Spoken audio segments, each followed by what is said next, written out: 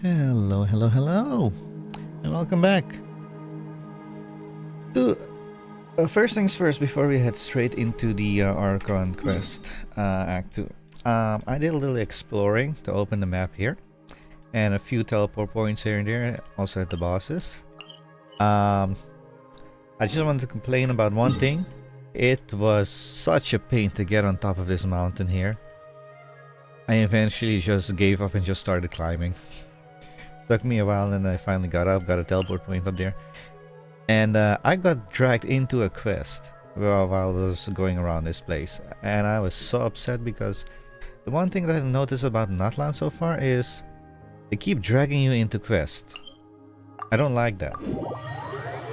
Anyway, without further ado, we head straight on with the Archon quest. The world holds dear is but a backdrop of constant motion. And second, I stand before it, alone and unchanging. and the second thing is, I might pull for Mualani because for traveling reasons. While I was traveling, I noticed that my Yelan tends to get stuck on the environment, which is quite annoying. And with Mualani, I can jump around while she's surfing. There's a book? Oh. Anyway, chapter 2, here I come. Where is it?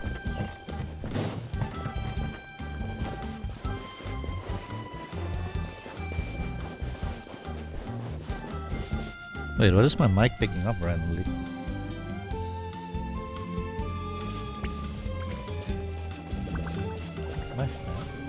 I don't know. Paimon feels like a whole new Paimon after those 2 days in the hot springs. The Abyss kind of threw a wrench in our relaxation, though. Still, spending time here really has felt like a vacation. The Kaholosaurs are so nice and so fun to play with. Their bellies are super bouncy. Oh, and Atea's snacks were so delicious. She gave Paimon some for the road just this morning, actually. What was she up to? Yelling at some kids who got caught throwing stones in the hot springs, so not much has changed since we first met her. Hey, you guys! Sleep well last night? Yep, this area is so nice. Glad you like it. I was thinking of taking you guys out to do some sea fishing. Later tonight, we can eat whatever we catch. Fresh fish is absolutely delicious right off the grill. Hey, Mualani! Yeah? What do you need? The team sent out to fight in the Night Warden Wars has returned. Ooh, ooh, ooh. How did Kachiana do? Kachina? Is she back as I well? keep saying Kachiana. Why do I keep saying that? It's Kachina. Kachina fell in battle. Aww.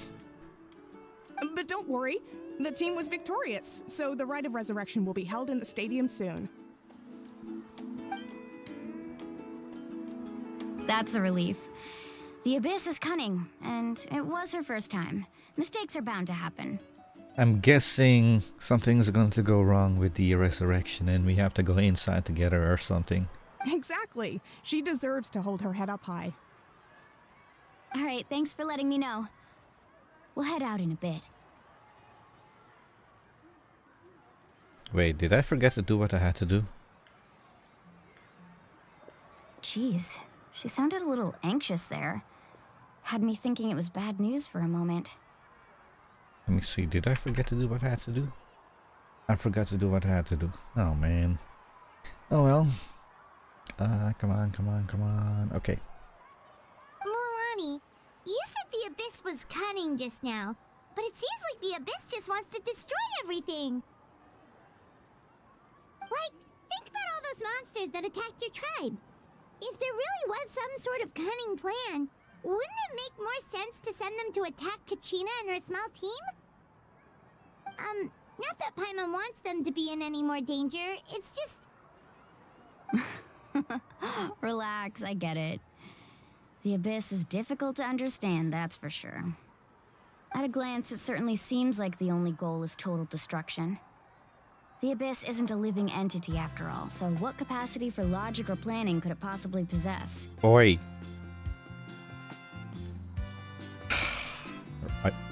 Are you kidding me? Did she really just say that? But through our long history of fighting the Abyss, we've realized things aren't quite so simple. 500 years ago, the Abyss invaded Tevat. You know about that, right? The Age of Conria? That's right. Conria suffered greatly during that time. But so did every other nation in Tevat. Bullshit. If you believe what Dainsley has said, then, yeah. And Natlan was the worst affected of all. It took the combined efforts of the then Pyro Archon and heroes from every tribe to finally repel the Whoa. Abyss. Excuse me? What? Oh my, I'm gonna catch her right here on this bullshit lie. That's right, Conria suffered greatly during that time, but so did every other nation. And Natlan was the worst affected of all. Complete utter nonsense. Was Natlan destroyed? No!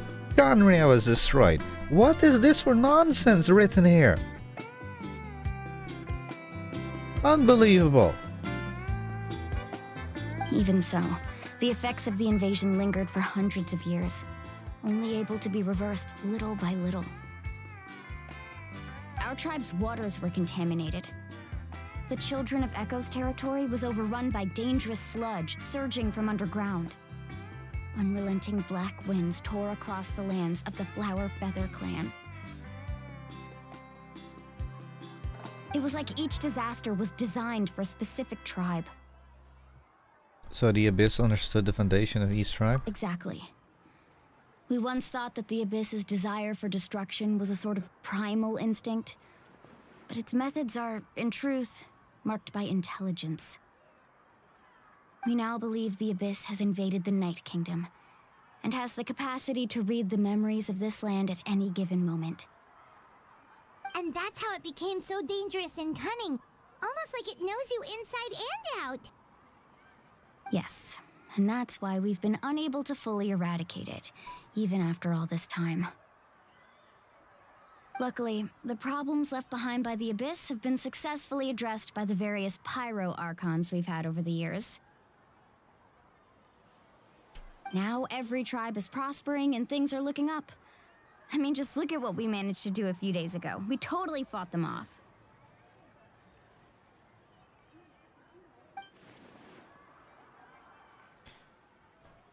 In other nations, I've seen how much effort it takes to truly eradicate the Abyss. No, we did. No, we haven't. That's a lie. The people of Natlan live in the shadow every day. Who knows how long it will take for this war to end. You must have had to sacrifice a lot to get to this point. Every battle, every sacrifice is in pursuit of a future where we get to stop fighting. Responsibility, duty, unavoidable burden. Everyone in Natlan views the war differently. But I believe we will be rid of the Abyss one day, and the efforts of all who fought against them will become a story for the ages. To think that my name could survive in ballads passed down to future generations, it's kind of romantic. Everyone has something that drives them forward, you know?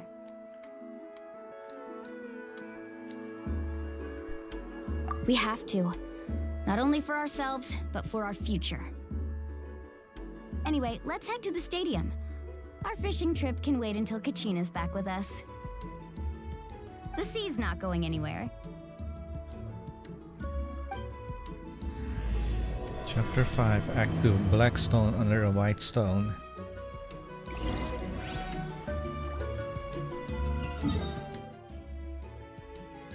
I should heal first.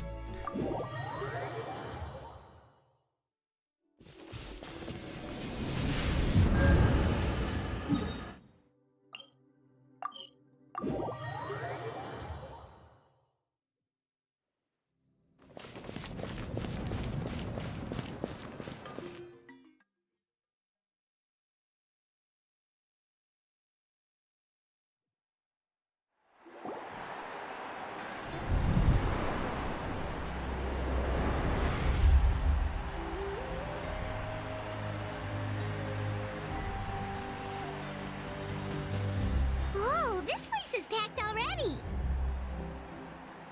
Of course. No one's gonna miss out on the chance to welcome our heroes back from battle. It's their moment of glory. Kachina's gonna be so flustered. She's never had this many eyes on her before.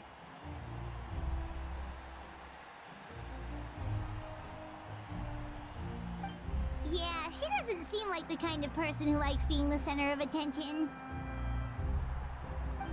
Looks like I'm just in time. Kanich, you're here! Yeah, a commission ran longer than expected, but I made it. I heard about the incident with your tribe, Mualani. Is everyone alright? Yeah, it's all taken care of. Our new friend here's got some tricks up his sleeve, by the way. He's just as strong as Kachina made him out to be. Yeah, I could have done better. Hey, look! Is it about to start? That's right. Someone will come out and recite a eulogy, and then we'll sing the Ode of Resurrection together. Come on, let's find a spot with a good view. When the singing starts, just follow my lead and you'll be fine. Let's go somewhere higher up so Kachina can spot us.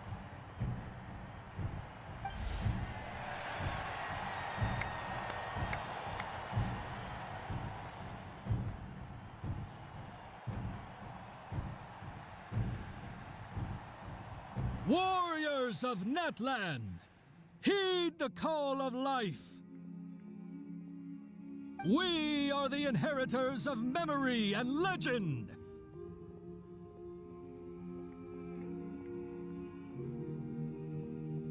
I should put on my headset for this. Hang on.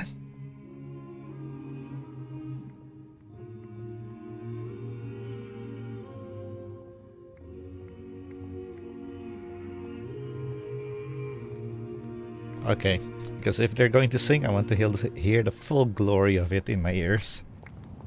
Here we go. Those who grew alongside sun and wind. Those who forged our own destiny and future.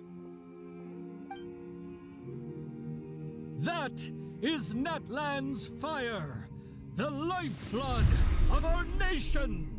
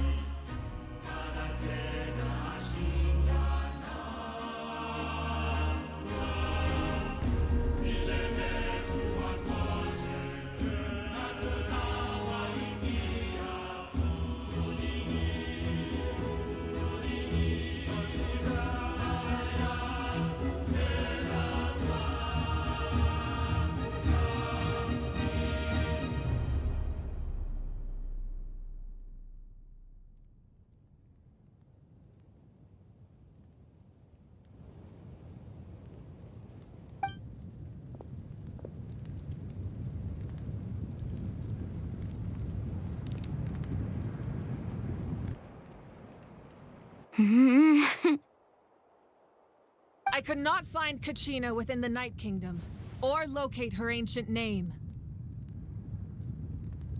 Told you something was going to go wrong. What?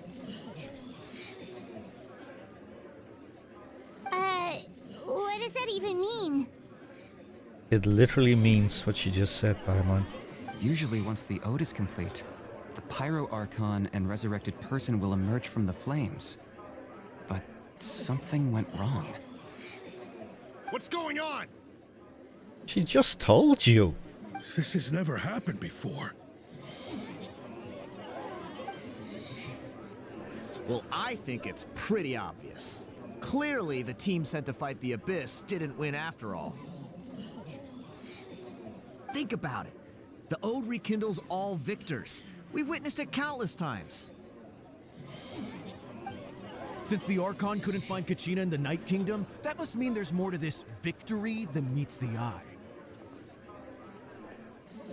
Hey! You just haven't gotten over the fact that Kachina beat you in the pilgrimage! Pathetic. The both of you. Your wild guesses are misplaced. We completed our mission. Maybe you did, but who's to say whether that little girl even contributed at all? Maybe she got scared and ran off. Why would the YUB recognize someone like her, even if she was on the winning team? How dare you insult a hero of Natlan like that? Kachina sacrificed herself to repel the Abyss. She doesn't deserve to be subjected to your vile rumors when she's not even here to defend herself. Calm down, Mualani. There's no point arguing with the likes of them. I can't just sit here and let them slander her like that. To insult a hero of Natlan, the person actually has to be a hero. You... Think about it, everyone. Who do you think is really at fault here? A girl who never should have even gone to war? Or the great Pyro Archon? Why would the rules of our nation suddenly stop working? It's true. If she wasn't revived, it must mean she failed to achieve victory. Maybe the YUB interpret victory in different ways? I mean, that girl didn't look all that strong to me.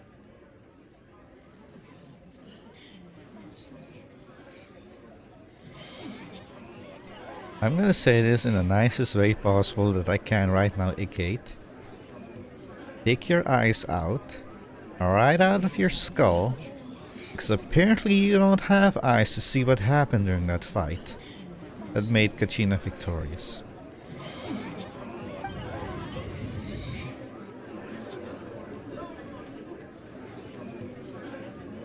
Kachina wouldn't have run! That's not like her at all! No, she's been waiting for this moment for too long. No matter how daunting the situation, no matter how scared she might feel, she's always the first person to stand up and face it head on. We don't even know what happened, so don't you dare try to use this as an excuse to vent your anger or slander her reputation. Fine. We'll find out what happens soon enough. Then, we'll see who truly deserves glory. That's enough. There is no doubt about today's victory, or Kachina's part in it. She is a hero worthy of our admiration and celebration.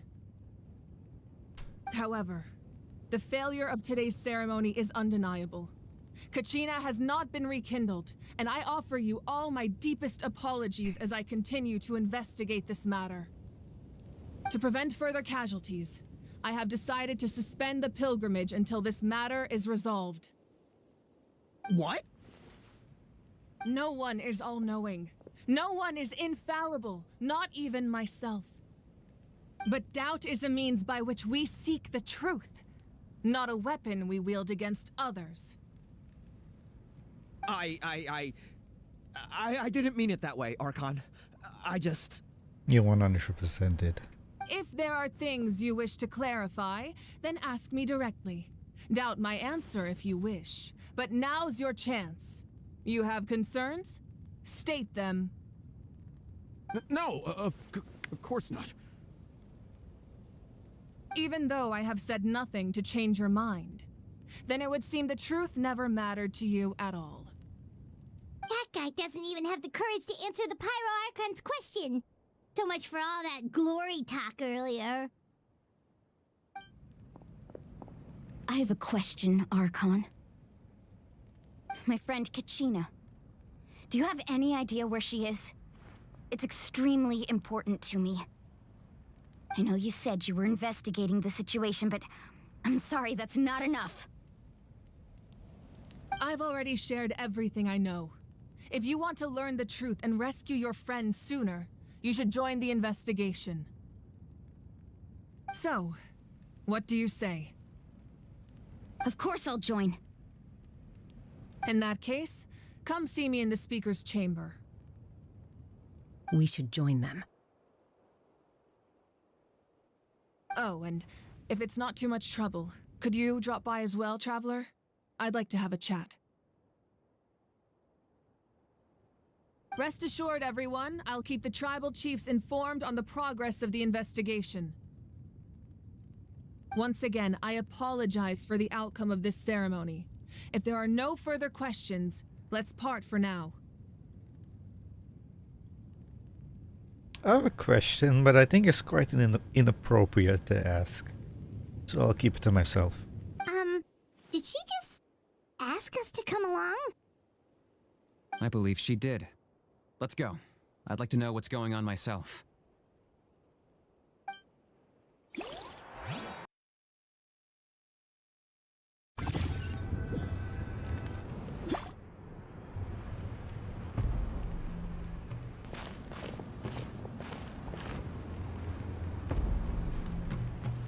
The situation is urgent, so I'll get straight to the point. Kachina is undoubtedly a hero of Natlan, and I'm deeply sorry this happened to her. There's been unrest in the Night Kingdom, but I don't know what's causing it. As a result, I've been unable to track down her location. Until we find and address the cause of the unrest, the Ode of Resurrection will continue to be ineffective. And that means Kachina won't be able to come back? That's correct. Not until the problem with the Night Kingdom is resolved. How long will that take? It's hard to say. Kachina always dreamed of fighting the Abyss, of doing her part to defend Natlan. She wasn't afraid of death because she knew, if it came down to it, the Pyro Archon would be there to bring her back to life. Whenever we sat down together, exhausted from training, she would always hum the Ode of Resurrection. She was supposed to come back to us. We were supposed to hug her and celebrate with her and share her joy. We supported her every step of the way, but what are we supposed to do now? Sit peacefully and wait for her return? Lose ourselves in grief over her death? Tell me, are we her friends? Or her murderers?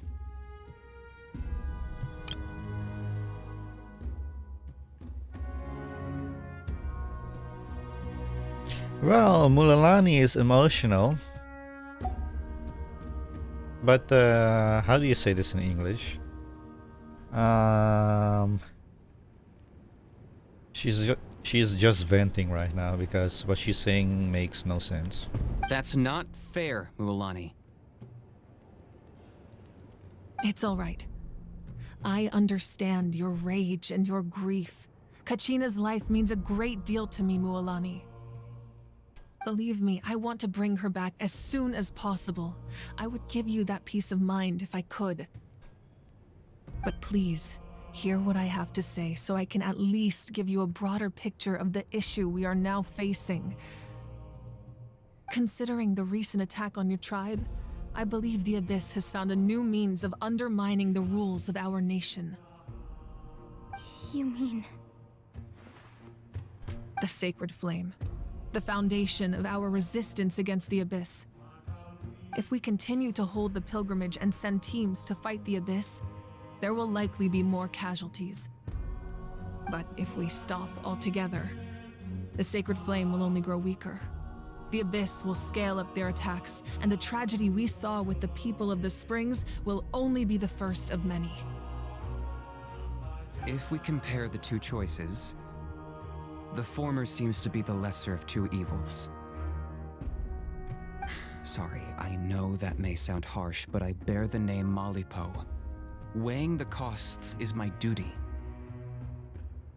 The raw truth can be cruel, but we need to understand it if we want to approach this rationally. But what would you say, Mualani? This is personal for you. And unlike Kinich, I dare say it's not a simple case of weighing up which course of action is less painful, is it? No. I can't choose between them, and I don't want to. Saying that one is preferable over the other is disrespectful to the people who suffered. Your point being? I'm sorry, but respect is a nonsense thing. I personally think respect is a disease. It's literally a mental disease. That is what I believe. But anyway. You're saying it doesn't matter whether I suspend the pilgrimage. The consequences will be equally painful. Yes. What happened to Kachina breaks my heart. But I couldn't bring myself to sacrifice other people for her sake. Hold on a moment. Where's this going?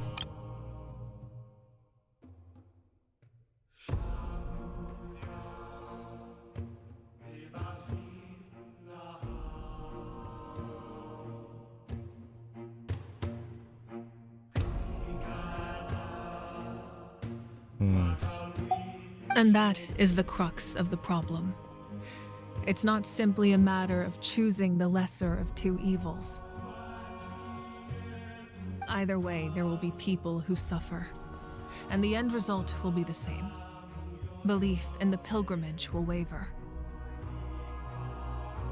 Once doubt has crept in, the people will no longer unite in battle against the Abyss. And that is exactly what the Abyss wants. Ah, because they can't get resurrected. Wait. Sounds like Penacony. If the people knew that the protection of the order wasn't there anymore, they could actually die in the dream now. Their ultimate goal isn't to break the rules that make the Ode of Resurrection work. It's to destroy the people's faith in them. To prevent what happened to Kachina from happening to anyone else, we need to suspend the pilgrimage. So that is my current plan. And in the meantime, I've made efforts to strengthen each tribe's defenses. Then, we have to find another way of strengthening the Sacred Flame to keep the Abyss at bay. This won't be easy. I'll need time to figure out the best approach. I understand your anger, Mualani, but I hope that provided some clarity at least. Wow. Hyman thought things were gonna get heated for a second, but the Pyro Archon took the time to explain everything so patiently. I owe you an apology, Archon. I let myself get carried away earlier, and I'm sorry. You're right. We need to focus on finding solutions. We could always hold the pilgrimage without sending a team to fight in the Night Warden Wars. That way, we would still be able to fuel the Sacred Flame. I've considered that, but the two events have nearly always been linked. Without the chance to fight the Abyss, pilgrimage rankings lose their prestige, and competitor numbers will drop. With fewer participants, the amount of contending fire produced will decrease, and the vicious cycle will continue indefinitely. So, essentially, the Abyss has taken Kachina hostage. Yeah, that is what I was thinking. I was thinking the Abyss probably captured her. What happens if you stay in the Ninth Kingdom for a long period of time? You've learned about the concept of ley lines during your travels, yes? The Night Kingdom is something similar. Staying there for a short period of time shouldn't have an effect on the person. But with the Abyss in the picture, it's a different story. Your sense of self will be devoured until eventually you become one with the Sea of Souls. Imagine pouring a cup of water into a rushing river. You can try to scoop up another cup, but there's no chance it will be the same water you had before. I won't sugarcoat it. That is the danger Kachina is currently facing. Just like you said, Archon. Both of these problems need to be addressed. You can focus all your efforts on dealing with the Sacred Flame. I will go search for Kachina. The Abyss poses the same threat to you as it does to her. It is very possible you will not return. Knowing that, do you still choose to go? Kachina's waiting for us to rescue her. That's all that matters. I failed to protect her during our campaign, but I can make it up to her now. I choose to go as well. Traveler? What do you think? Excuse me, Paimon, let them finish speaking first. I want to hear what they're going to ask me. I promise you would have the chance to learn from me. Understood. Then I'll support you in any way I can. The Masters of the Nightwind have a technique that can extract an ancient name from the ley lines. If we can find Kachina's ancient name, I can use the link between them to pinpoint her position within the Night Kingdom. Then comes the hard part. You need to visit the Night Kingdom in person and rescue her. But isn't the Night Kingdom a land of souls? Can we even go there? Under normal circumstances, only the consciousness can enter. But there is a way to go there in person. However, know that the Night Kingdom will attempt to repel you, and the Abyss certainly won't leave you be. That's fine by me. Same here. Fighting the Abyss is nothing new for me. No problem. So, Paimon's the only one who's scared? Well, if you're going, Traveler, Paimon's going too. Lali of the Masters of the Nightwind once created an artifact that can be used to communicate with the Wyab. We call it the Spirit Speaker Stone. It was originally used as a ceremonial artifact wielded by the tribal chiefs, but that spiritual quality also means it can be used to search for an ancient name. That was the artifact I delivered to the Scions of the Canopy a few days ago. Didn't think I'd be hearing about it again so soon. Thank you so much for your help, everyone. Your thanks are unnecessary. I will offer you whatever aid I can, but your fellowship and courage are what will truly decide the success of this operation. Besides, you're the ones helping me. I can only focus on one thing at a time, after all. Traveler, I certainly didn't expect our first conversation to be so serious. I've heard all about your accomplishments. Ever since you arrived, I've been hoping to meet you and offer you Natlan's highest level of hospitality. Why? Okay, this is kind of funny. Normally Paimon would be like, ooh, goodies, treasure, rewards. And now she's saying, why? Why? Is that not what happened in the other nations you visited? It's kind of complicated, but it looks like we're really making a name for ourselves. Yeah, things were pretty complicated at the start. And, you know, in the middle. But our reputation's solid nowadays. That's more like it. After all, I've heard you're someone who transcends fate. You know quite a lot about me. From who did you hear this? Has Nahida been talking behind my back? Perhaps even more than you can imagine. But we can talk about that some other time. The reason why I bring up Nahida is because she tends to talk to others from a distance. Ideally, this would be the perfect night for a drink and some musical ambiance. But there are important things to be done. Oh, I almost forgot. Atea was wounded in the fight against the Abyss. She wanted us to give this to you. It embodies fond memories and my strength of will. That's what she asked us to tell you. She said you'd know what that means.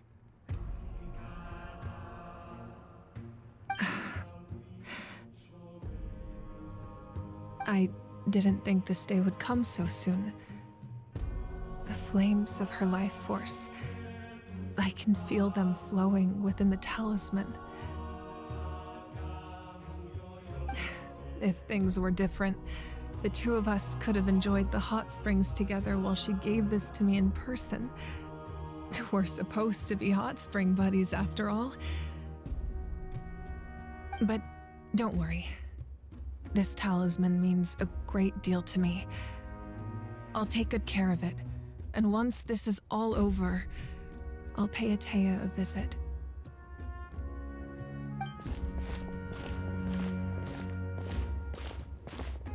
You said you didn't want to jeopardize the production of Contending Fire. But that's not at all why you decided to suspend the pilgrimage, is it? You're right. Even now, the production of Contending Fire is far from sufficient. The gradual corrosion caused by the Abyss has resulted in a massive shortage of pyro energy, and we're currently at the breaking point. As things stand, the pilgrimage is a lost cause. Suspending it allows us to save our strength to defend the tribes. The Abyss has brought catastrophe to Natlan, and Kachina's disappearance in the Night Kingdom is a direct consequence of that.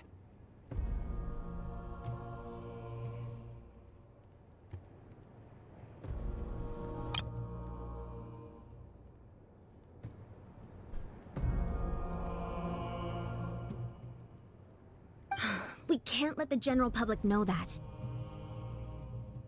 No. If the public learned that Natlan's destruction was close at hand, there would be immense panic.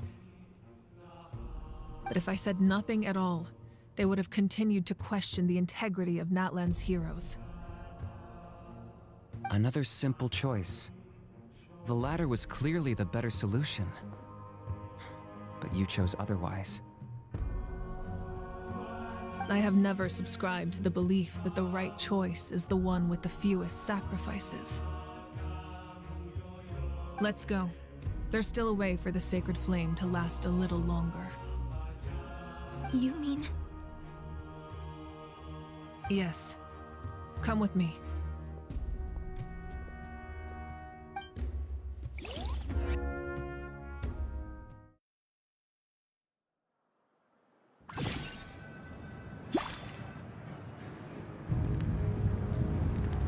The sacred flame must never go out.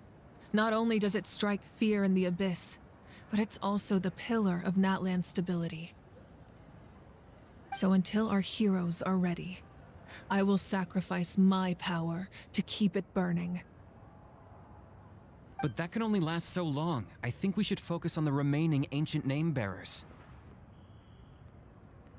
Don't let desperation cloud your judgment.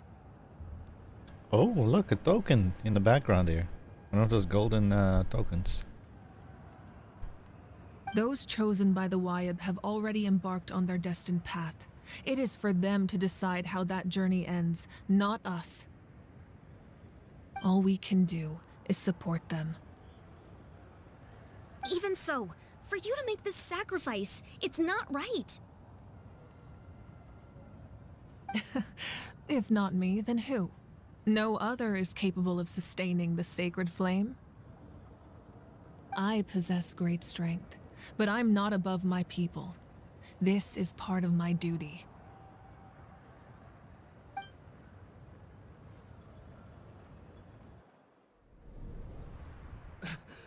Archon, it's the Fatui! Hmm?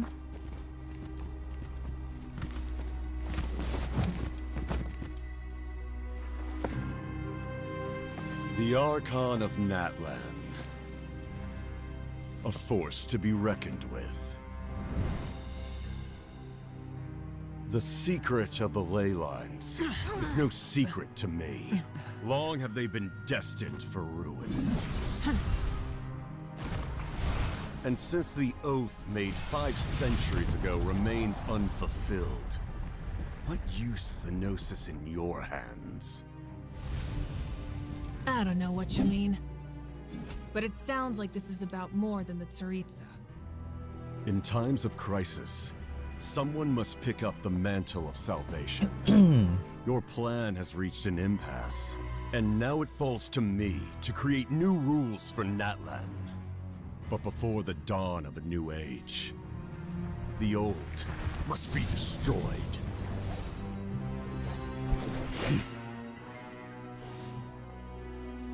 I assume that's the end of your speech? Good. People like us? Let our blades do the talking!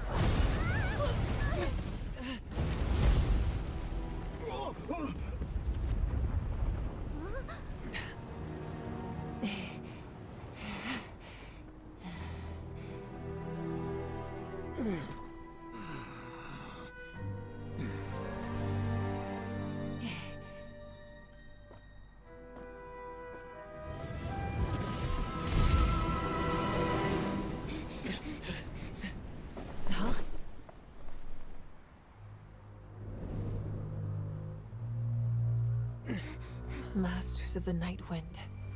Send word. The captain and his followers must be apprehended.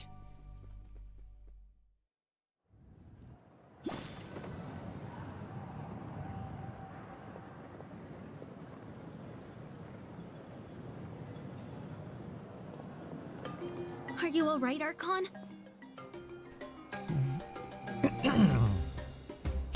Okay, so I picked up something interesting there. Capitano talked about something that happened 500 years ago, or like a deal or something. Like an oath that was supposed to be made. Like a promise or something, like a project or whatever you want to call it, like a contract. But that contract has not been fulfilled yet. Whatever they had to do in that contract for 500 years now. And what's your name again? Muvaka? Okay, I'll just call you Pyro Archon for now. The Pyro Archon, either she's playing dumb, or she maybe has no idea what he's talking about. Which could be a huge problem. Because if she doesn't know what he's talking about, then that means there is a very huge hole of very important information that she's supposed to know of something that she has to do.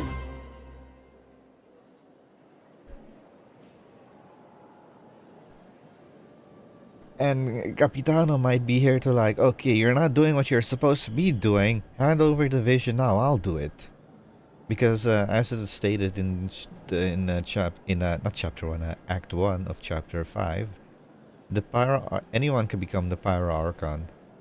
Is basically who is the strongest one becomes a Pyro Archon in Natlan.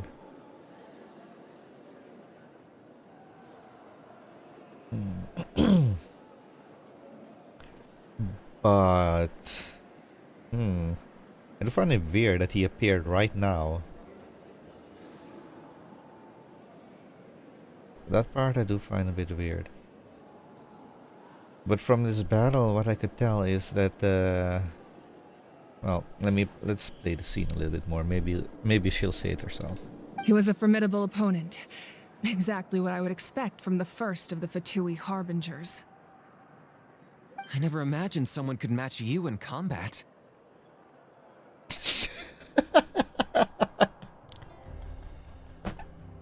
Oh my god. Okay.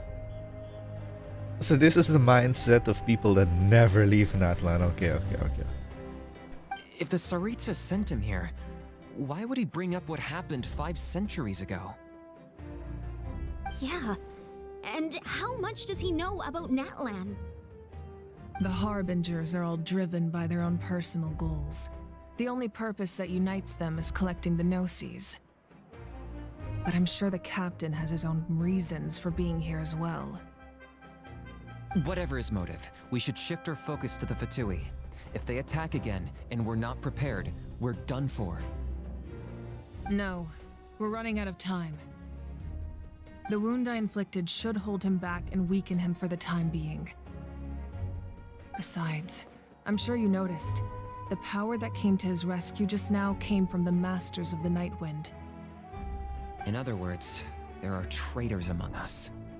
Hooray! What else is new? Traitors! Did Mondstadt have traitors? No. Did Liyue have traitors? No. Inazuma had traitors. Sumeru had traitors.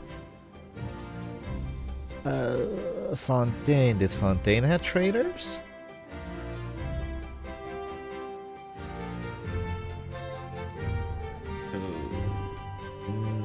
No? Okay. Not necessarily. This could prove to be a very valuable turn of events. When we exchanged final blows, I sensed an unusual presence within him. I'll need to investigate further. Kinich, go to the Masters of the Nightwind and look into who could have aided the captain. Speak to Citlali. She should know. I bet it's her. Of course, I'll head out right now. Do you still intend to... Yes, but fear not.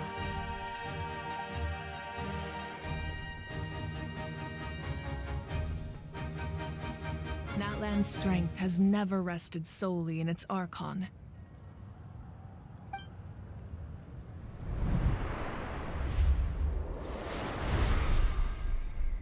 Together we foresaw the only path that leads to our nation's future. We must trust in that vision now.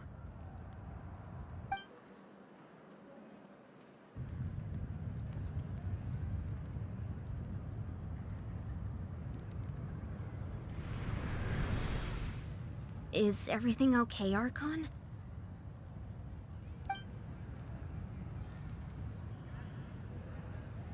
Completely fine. Just lamenting the fact that I never got a picture when I could still turn my hair into flames. Too late now. Huh? I just hope the others have a safe journey. What was she pondering about? What secret is she keeping all of a sudden? This is not good.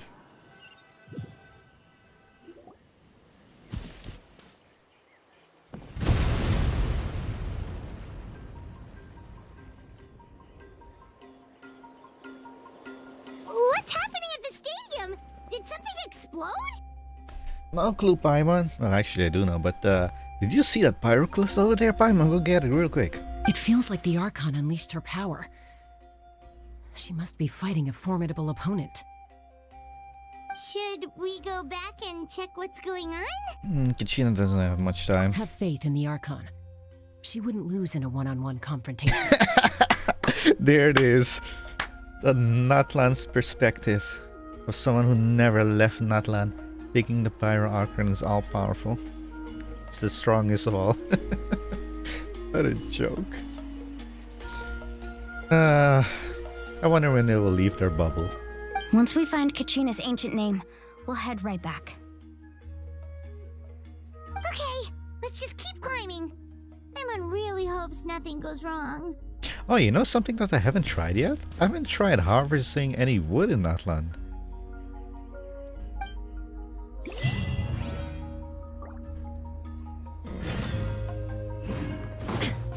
Oh, wait, the pyroclast. It was... Can I reach that?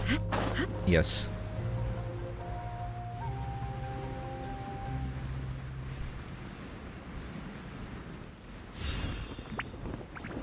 Okay, where are we going anyway? Over there. Oh, ooh. This teleport was so worth it. It took me forever to get it. Like a half hour plus. Maybe 30, maybe 45 minutes. Not even joking, by the way. Another pyro, where? Oh!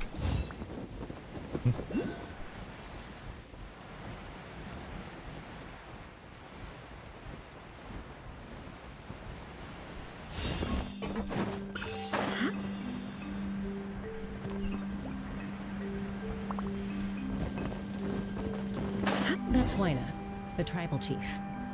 Let's head over to him. Wow, I was lucky that I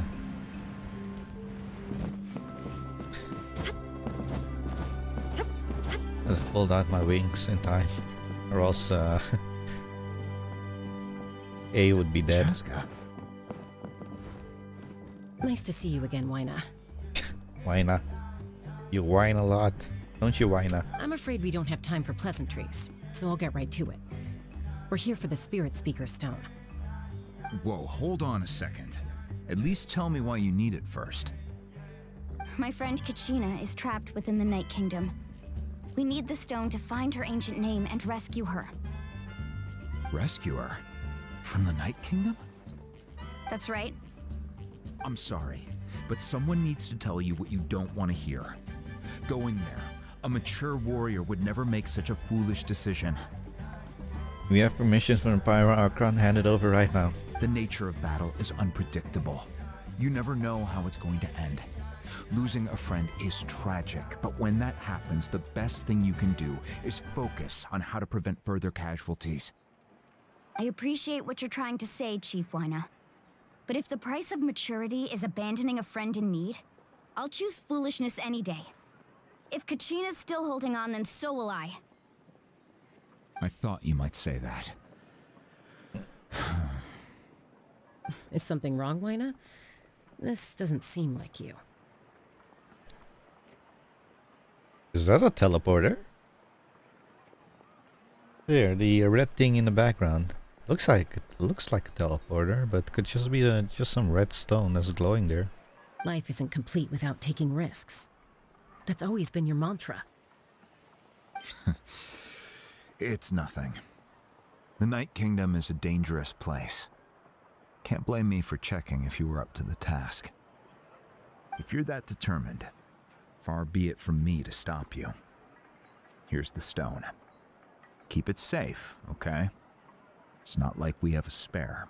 Yes, you do. Those are literally two separate stones. Thank you. like you two go way back. But aren't you from the Flower Feather Clan, Chaska? Oh, Chaska's a peacekeeper, so she's famous throughout the tribes. She's always the one people call to resolve conflicts, so we slowly got to know each other that way. Her younger sister Quichi's always hanging around our tribe too. She's helped us out a lot in the past. Quichi. Oh, you have a younger sister? Yes, I'll introduce you to her sometime. But let's get back to business. Waina, how do we use the stone? I'm guessing that Quichi might be that other purple pink girl that we saw in the trailer. As you probably know, your intended destination is completely different from the real world. The Night Kingdom is like a river flowing with concepts, and the ancient name you seek is like a tiny fish swimming downstream. In that sense, the stone is like a fishing boat drifting down the river, but the boat alone isn't enough. You need a fisherman experienced enough to steer it in the right direction. Get to the point already, you're wasting time. We couldn't do that ourselves. With a little practice, I'm sure you could. You have the strength and the talent. If you want to make sure this works, though, I could recommend someone to you. Who? Vichama, a legendary warrior and scout from our tribe. He's got a keen eye and a well-honed intuition. Even his ancient name means to seek. If you're fishing for a name, you're gonna want him on the boat. Vichama? Why does that name sound familiar? He's one of Auntie Atea's hot spring buddies. I've heard stories about him. Where can we find him? Ever since Malco passed, he spends most of his time gazing out at the scenery from the cliff tops. Follow the path that way, and I'm sure you'll find him. Thank you. We'll go look for him there. Good luck. I hope everything goes well. Ah, she's Cryo. Or is that Animo? Can't tell. That's either Cryo or Animo.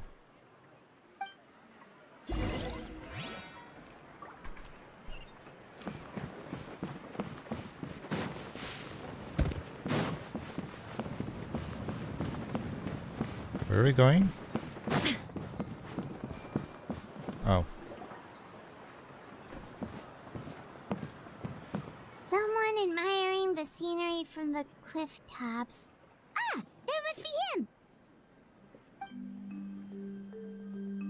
Hello there, are you Vichama?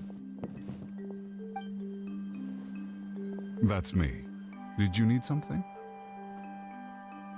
Holy moly, that is a very deep voice.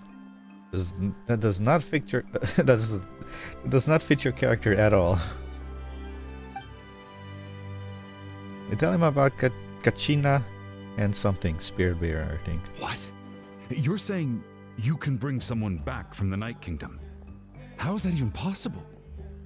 No, if you really think about it, anything's possible in that kind of place. But that would mean... Are you okay? You don't look so good.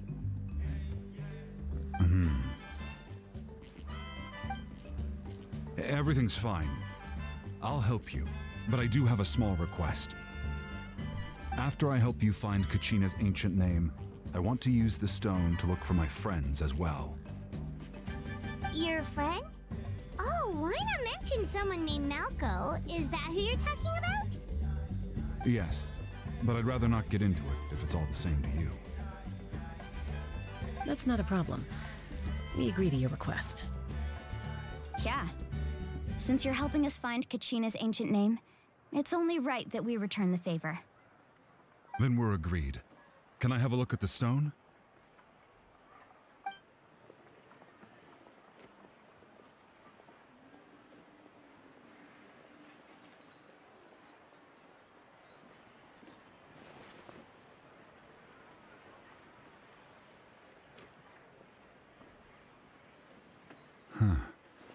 I see. From what I can tell, it functions almost like an abyssal pylon, Both connect the Night Kingdom to the living world. Once the connection is established, the Abyss will come surging through the opening like a predator honing in on the scent of blood. So we have to be sure not to use it in a tribal settlement. Wow, you got all that just from looking at it? I just picked up on the basics, really. I still have no idea why it works. You said someone named Lali invented this. They must be a genius. I'll go find an open area and start setting things up. In the meantime, I need you to get 2 things for me. We'll go right away. What do you need? First, I'll need some hook ropes. Pretty much every store around here carries them, so no need to go anywhere special. Oh, and I need to build a net out of them, so make sure you get a good amount. Wait, are you saying you're going to use a real net to catch Kachina's ancient name? How does that work when one's tangible and one's not? By creating something tangible in our world, like a net, we can create a connection to a corresponding concept in the Night Kingdom. Basically, I'm going to use the concept of a net to catch something equally intangible, an ancient name. Oh, I see.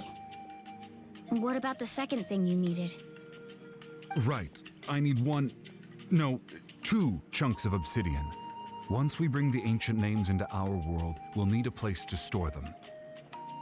Normally, you can only get obsidian from the Children of Echoes, but I heard there's a traveling merchant from that tribe around here somewhere, so maybe you can try your luck there. Gotcha! Alright, let's split up. See that clearing? Let's meet over there when you're done. Oh, and you can send someone with me if you want. In case you're worried I might take the stone for myself. What do you think, Chaska? There's no need. Lena spoke highly of you. That means you're trustworthy. I appreciate it, even though that doesn't mean much to me anymore. Anyway, it'll take some time to set everything up, so no need to rush. I'll see you in a bit.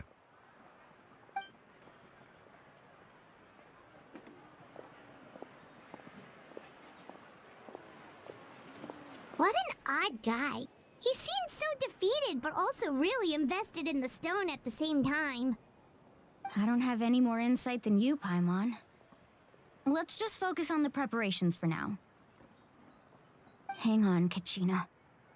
We're coming for you.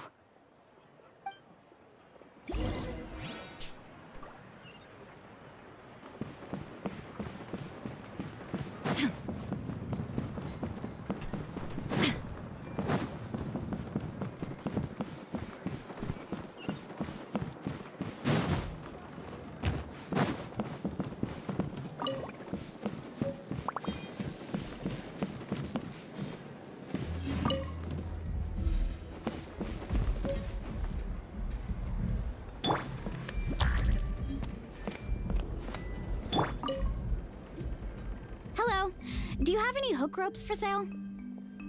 Hook ropes? As in rock climbing equipment? Yes. How much for your whole stock? Oh, the whole thing? Let me see. That would be 30,000 mora in total. Deal? Deal. Easy. You know how much food costs in Liyue? Jesus. Deal.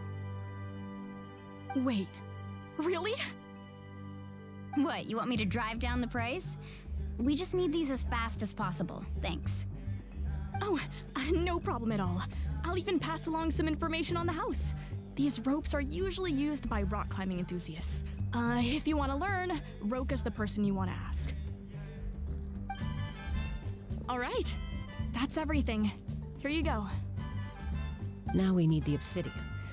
Let's go talk to the traveling merchant Vichama mentioned.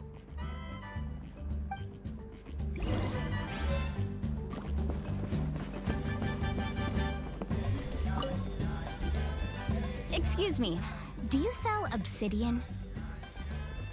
Why, yes. I've got a chunk for sale right over there. Perfect. Is that the only one, though? We actually need 2. That might be tough. Tell you what, I'll take a look through these boxes over here and we'll see what we can find. Thank you so much. We'll wait here.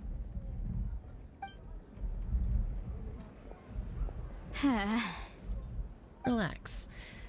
Everything's going according to plan.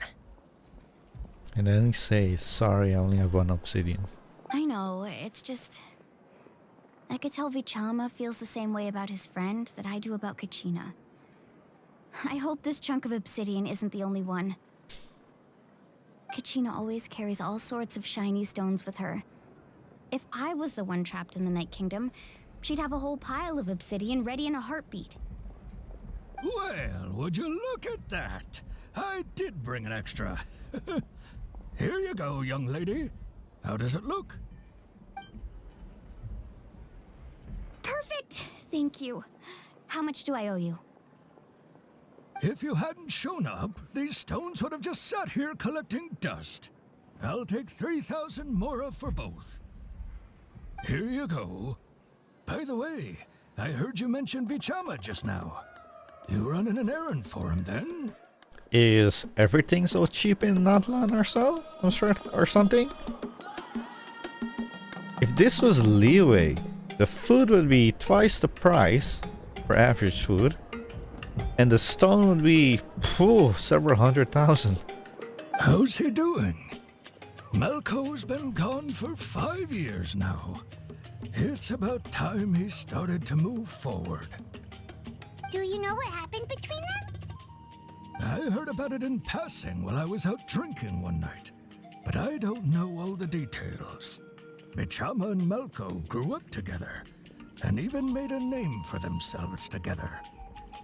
Malco was an amazing fighter, capable of knocking out multiple opponents in a single hit, while Vichama excelled at scouting and analyzing the battlefield.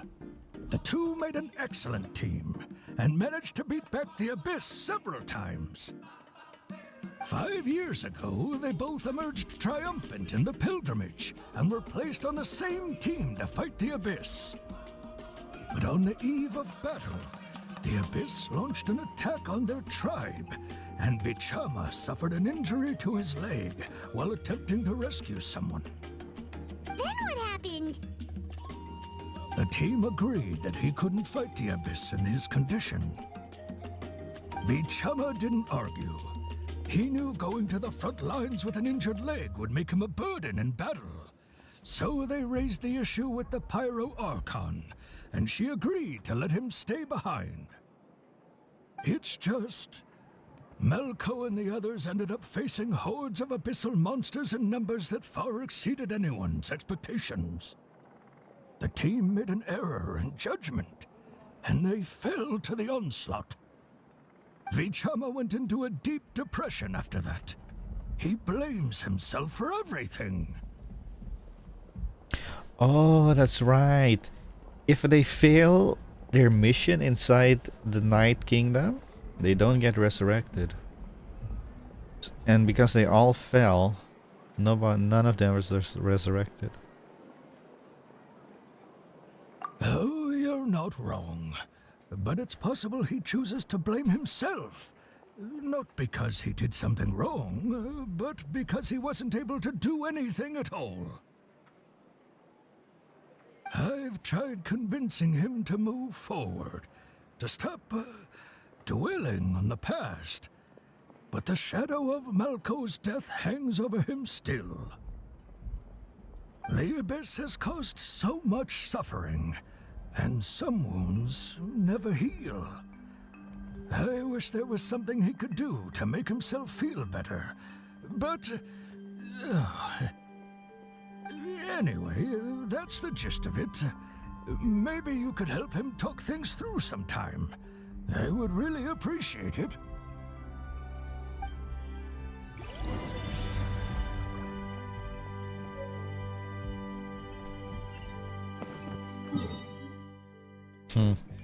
I bet I have to take this and go there.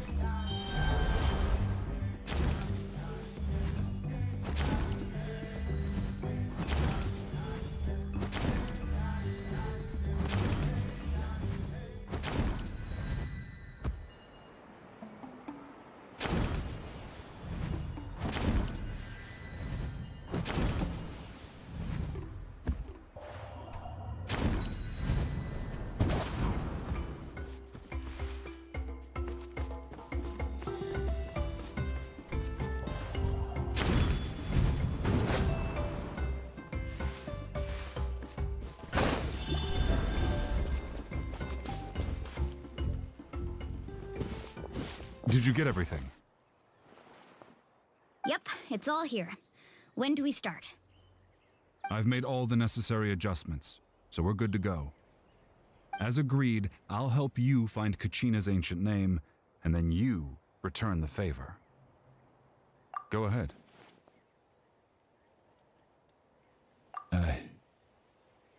Yes.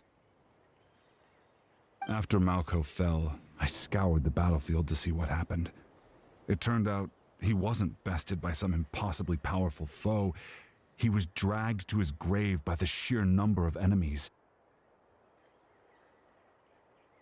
So?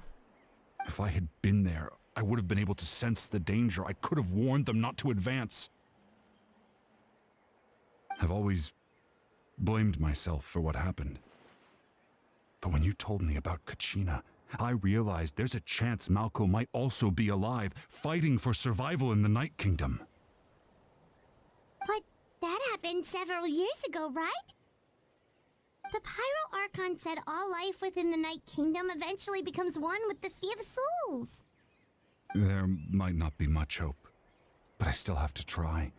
Malco and I promised each other, even if we never managed to root out the Abyss for good, we would fight together until the end. All right, let's get to it. I'll start searching for the conceptualized version of Kachina's ancient name. If you see any fragments scattered around the area, please collect them.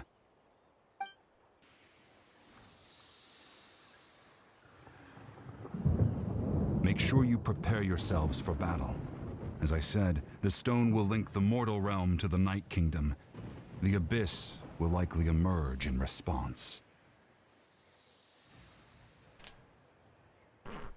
Okay.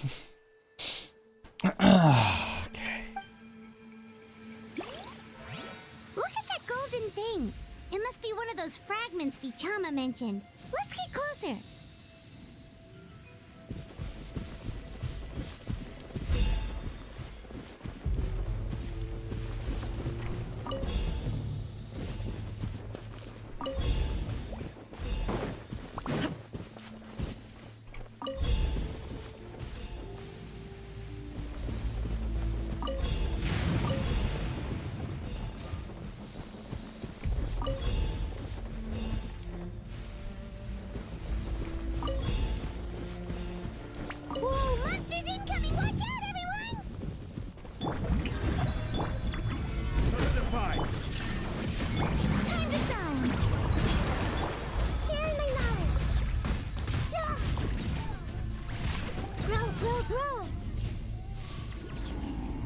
Order guide you. Torn to oblivion!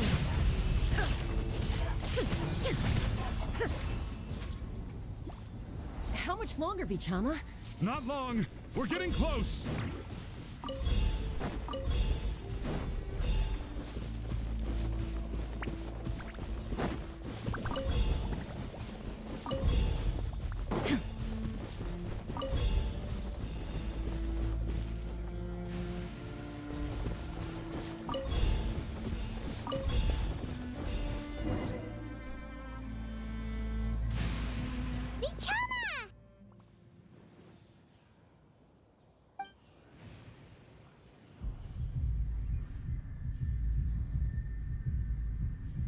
Quick, take it!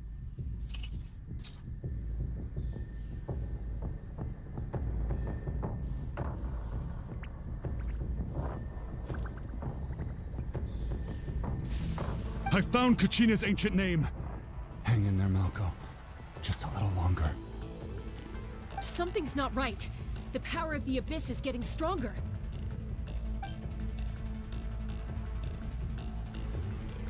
The Abyss is corroding his body. Vichama, you can't keep going. You'll die. I should have died 5 years ago. I just need a little more time. Please, I'm almost there. Thank you.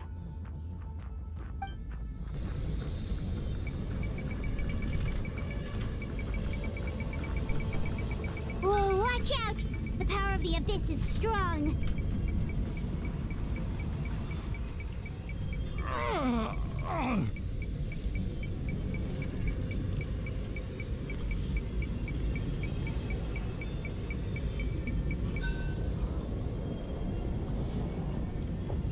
This power. Hanging in there? Malco. No! Why can't I find him? Why? We can't wait any longer. Pull him away from the stone, Mualani. I already tried, but the power of the Abyss has him in a chokehold. It's like he's tied to the stone with an invisible rope. In that case, we have no choice. I'm sorry, Seat Lolly. Get back! Chaska, wait! Boom. Hey, I have my Hydro thingamajig on. I wonder if that would change if I had my Geo, Dendro, Electro, Animo.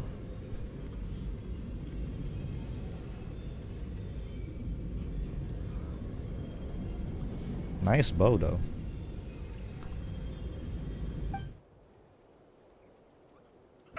Ouch! What happened just now? It looked like the Spirit Speaker Stone was... The stone's power was spiraling out of control. The only way to stop it was to destroy it. You were all caught in the shockwave of the explosion. You might feel dizzy for a while, but that's normal. Give us a heads up next time, will you? You're lucky we managed to dodge it in time. I thought I said to get back. Yeah, barely a second before you made it go poof. Not everyone has your reflexes, Chaska. We were this close to getting dragged into the explosion. Okay, I'll be more careful next time. Okay, so it's Animo vision. At least Kachina's ancient name is still in one piece. Wait, where's Vichama? Probably dead. Vichama! Oh. Vichama! I couldn't find Malco's ancient name. It must be completely gone by now. Once your ancient name disappears, there's no coming back. From the very beginning, I knew there was a slim chance, but still. And now... it's too late to save him. From the minute he left that day, it was already too late. Vichama. I'm sure he's heard enough condolences over the years. Let's just give him some space. Huh? What's that in your hands, Vichama? It looks like something's glowing. Huh? This is...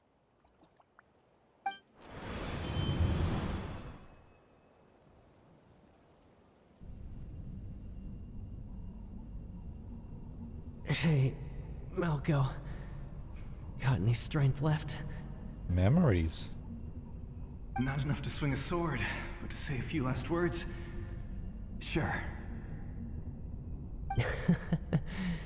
Too bad. No one will get to hear them. I never thought I'd actually die on this mission. Not that I'm afraid to die. It's just... hard. Thinking about my mom's face when she hears the news. Guess I have something to be thankful for then. My parents died a long time ago. They won't have to mourn me.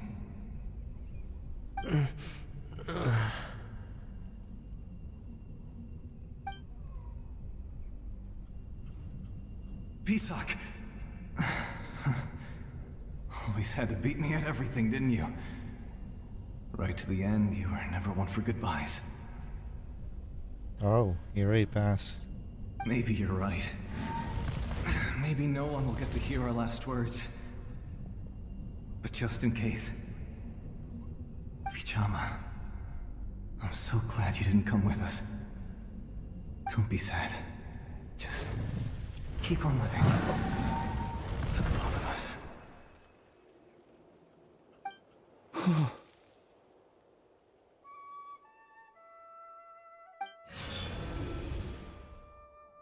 Was that a memory?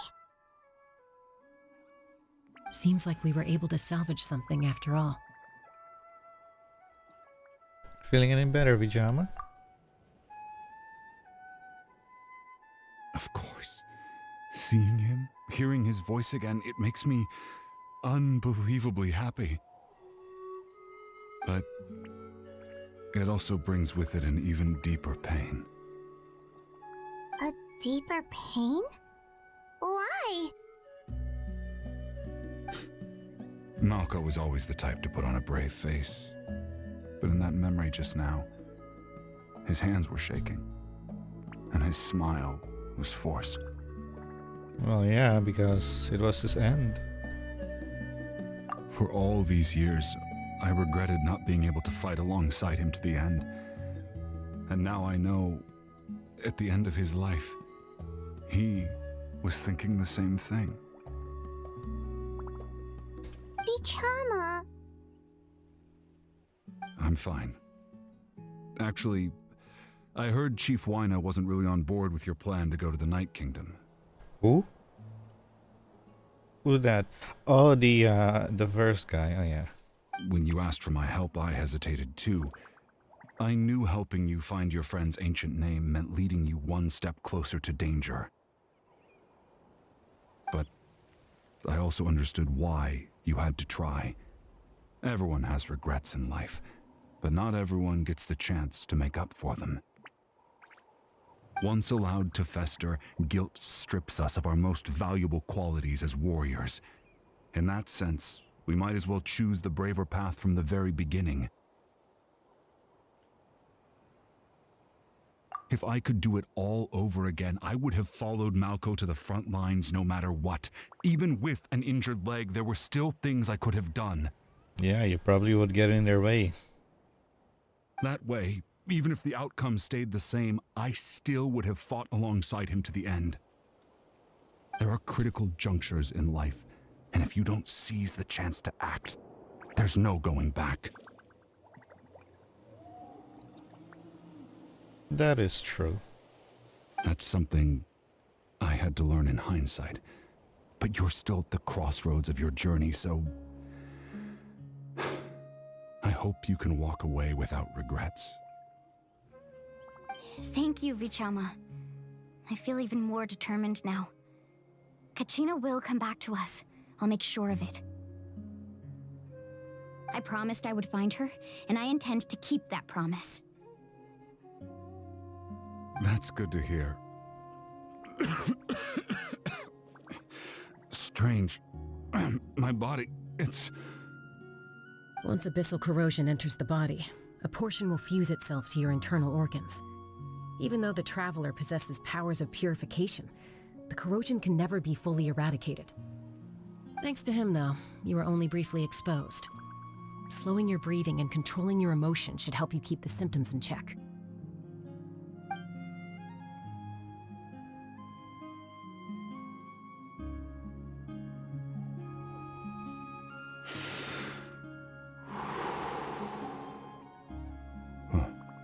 That does make me feel better. You seem very knowledgeable about all this. Just speaking from experience, that's all.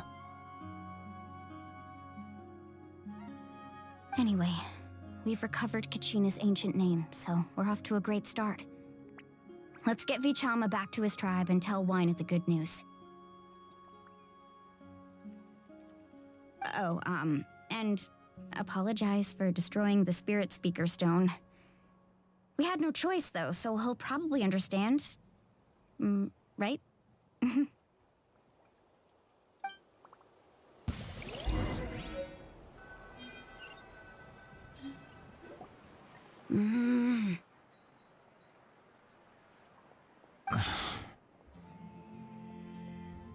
Koichi, are you really gonna just stand there like that? I don't know what you want from me.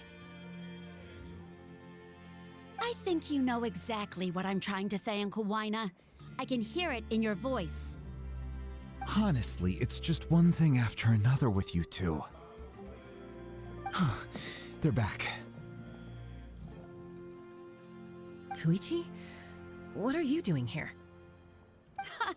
Don't play dumb with your own sister. You know exactly why I'm here. My apologies, everyone. I just need to borrow Tosca for a few minutes. You come with me. Okay, it wasn't what I I'll be was just a thinking moment. about. Who is that? Her sister. Koichi, Chaska's younger sister. Although the two aren't actually related by blood, it's kind of a long story. I feel like there's more to the It's story. not really my story to tell, but I guess it's not a secret. You see, Chaska was actually raised by cuckoo sores. She was afflicted with a rare disease when she was a child and abandoned in the wild as a result. The Abyss found her out there, all on her own, and tried to devour her. But in the end, all that did was trigger her will to live. That strength of will pushed her to survive, but it also planted a seed of conflict within her. Eventually, she was adopted by the cuckoo source. Wherever they went, she followed, getting into fights right and left. For some reason, Paimon can totally imagine that. Well, when Chaska finally returned to human society, it was Koichi's parents who adopted her. At the time, Chaska still had a habit of getting into fights, so Koichi was always taking her around, apologizing to everyone. Ah, I remember those days. One of those fights was definitely with me. But, you know, kids. You're fighting one minute and your friend's the next. Eventually, she found a way to rein in that desire to fight. And now she's who people call to resolve conflicts. She's known as the Peacemaker. It sounds like she still argues with Koichi, though. Don't siblings usually stop fighting when they get older? That's partly my fault. Koichi asked me to stop Chaska from doing anything dangerous, but you probably know by now, once Chaska makes up her mind, there's no changing it. Oh, I get it. No wonder you tried to talk us out of going to the Night Kingdom. Chaska even said that wasn't like you. I'm all for your adventure. You need to take risks when you're young, because by the time you're my age, you couldn't attempt something like that even if you wanted to. Better try now than live with regrets later. That's what I say. And the traveler points up his hand. I am much older than you. Still, I can understand where Koichi's coming from. In the end, nobody wants to sit back and let a loved one put their life on the line.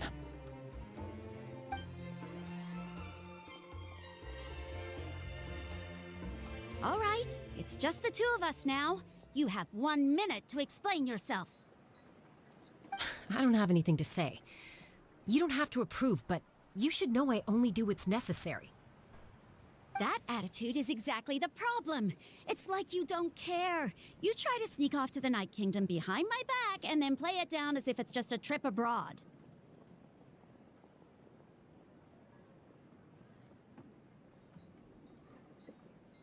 Well, technically I am going abroad, right? Again with the excuses! How is that an excuse? We agreed, didn't we? There are 4 levels of danger. If it's not something urgent, you can only engage in level 2 danger and below. You can only go up to level 3 if a situation is so dire there's absolutely no alternative. But a trip to the Night Kingdom? If that's not a level 4, I don't know what is. And you were just going to sneak into the place without saying anything. What do you mean, sneak into the place? I always planned on walking in there with my head held high. You bought off Uncle Wina, didn't you? He promised me he'd stop you from doing anything dangerous. Oh, it's like he didn't even try. You feel like he went back on his word. What if I told you my mind was made up, and there was nothing he could have done? Not even by force. Oh, I knew it! So he did try to say something, but you didn't listen. This is important. If you were in my shoes, you'd make the same decision. You don't know that? I'm a doctor, and I handle logistics. If you're going to waltz into a dangerous situation where you could lose control at any moment, it's my duty to say something. All right, whatever. Anything else? What do you mean, anything else? Why don't you reflect on what you've done and promise me you'll stay put? Time out. Is this one of our normal arguments or a serious one? Chaska, does it sound like I'm joking? Then... you need to know something. What happened to Kachina was partially my fault. I can't leave her there to die. That's not who I am. But the person you become when you lose control, that's also not who you are. Yeah, she is. That's a different issue. You said it yourself. A person is only as good as their morals. If I want to live in that land, I need to display qualities that make me worthy of this nation. I've also told you that managing your condition is equally important. Sometimes you have to make sacrifices. All right, let's stop this here. If we keep going, I might actually have to get serious. And I think Wyna prefers his roof attached to his house. Is that a threat? That sounds like a threat to me. Koichi! Younger sisters are supposed to listen to their elders.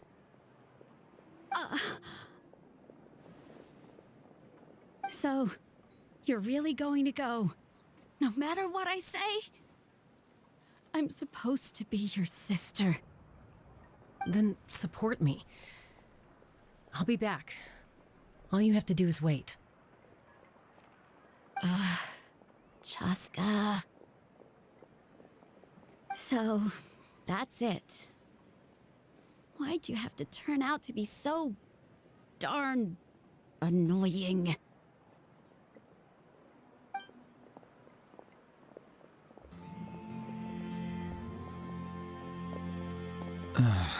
You two are something else.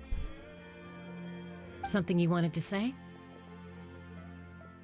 I know you aren't related by blood, but you two sure are similar. Really? You know, I said that very thing to Koichi not too long ago, and she reacted the exact same way, down to the very tone of voice. It's not my place to get involved, but I will say this. Try to spend a little more time with your sister. You're tough kids. That doesn't mean you have to go it alone. Thank you. Anytime. All right. If you're done with the Spirit Speaker Stone, you might as well hand it over. According to Kinich, it's an important ceremonial artifact, so it'd be safer to keep it with me. Yeah, it kind of blew up. About that. If only Tone Deaf Bard was here, he could have repaired it just like the Holy Liar. Well, time to make a quick trip to Mondstadt and drag his ass over here. It might be in a few more pieces than you remember. Huh? He explained the sequence of events to Wyna. I see. Sounds like it was an urgent situation. If someone's life was on the line, then you had no choice. Still, Citlali's going to be a nightmare to deal with now that you've broken her stuff. Stay safe out there in the Night Kingdom, okay? I'll wait here for your safe return.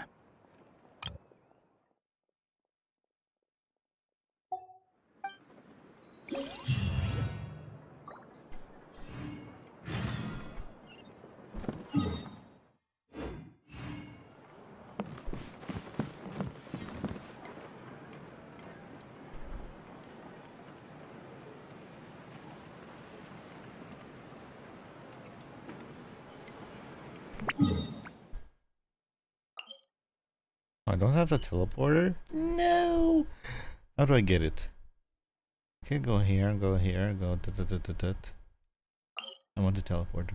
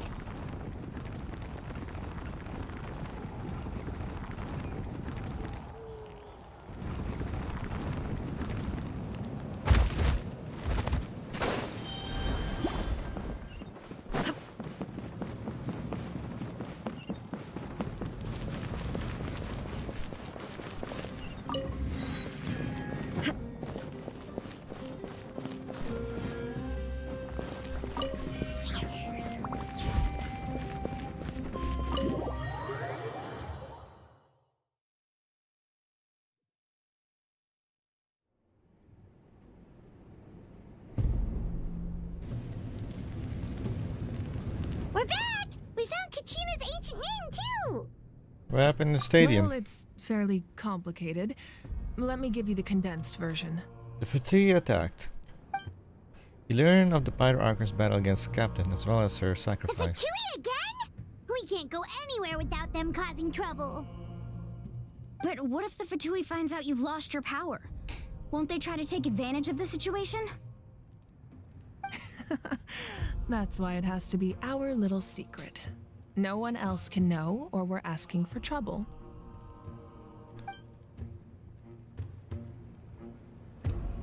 Look, I wish I could offer you some sort of consolation, but I won't lie to you. With multiple factions closing in, there's nothing comforting about the situation we're facing. Still, all you need to do is focus on your goal. You can leave the complicated matters to me. I can also step in on the Pyro Archon's behalf. There's a limit to what I can accomplish, but I'll help you however I can. You better be OP because, or great in some kind of way, because you were in the trailer, in the roadmap trailer. There's no need to be so modest. Hey, you're Archon. Electro. Your incredible strength has long been a well-known fact. You're the pride of your tribe. Archon, I'm sorry about before. You have so much on your plate, so much that you have to worry about. But all I could do was focus on my own feelings. It's kind of sad actually, because in the trailer, it was shown that everything about him or her, I don't know if the little guy is a she or him, was Pyro, but now it turned out I saw that electrovision on her back. You have nothing to be sorry about. We all get overwhelmed by our emotions, myself included. Your reaction to Kachina's disappearance, I understand that feeling very well. Well, now that we have Kachina's ancient name, let's go track her down. Follow me.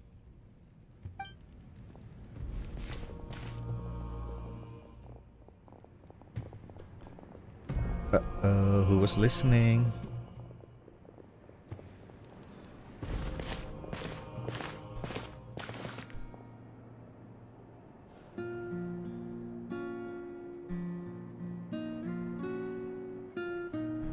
What is this place? Hey, isn't that Atea's talisman? Good eye. This is where I store all the various mementos I've collected. Whoa. I've never seen this place before. There's so many things in here. It looks like there are items from every tribe. Collecting them must have taken a lot of effort. I suppose you could think of it as a hobby of sorts. In Natlan, everyone grows up listening to the stories of heroes. And physical items do a far better job of preserving those stories than our own memory. Now, I still have some preparations to make for the ceremony, so feel free to take a look around in the meantime. If you're curious about an item, I'm more than willing to tell you about its origins. Alright, we'll have a look.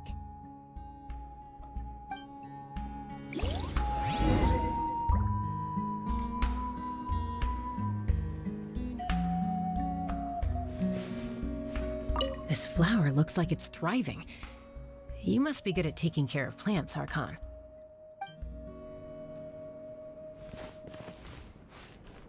This fishing basket looks familiar.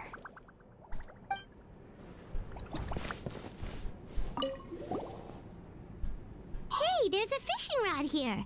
It must have belonged to the people of the springs. That's right. It belongs to a legendary fisherman named Matavaru. I have his entire set of fishing equipment, actually. He and I met in a tavern. He told me about a particular kind of giant fish and his meticulous plan to catch it. A narwhal? In his eyes, I saw a hunger and a strong fighting spirit. To him, the sea was the battlefield upon which he staked his honor. So, did he do it? He vanished, didn't he? The next time I saw him, he was covered in scars. It turned out the fish he sought had been corroded by the abyss. He managed to kill the fish, but sustained a serious injury in the process, which meant he could never go deep-sea fishing again. Can a fisherman claim victory if he fails to bring back his catch? That's what he asked me in the end. Well, Paimon thinks he won. That was my answer as well. The experience was far more valuable than the prize itself. In the end, he didn't want his tools to go to waste, so he gave them to me. Wait, that means you also know how to fish. Maybe we can go head-to-head sometime.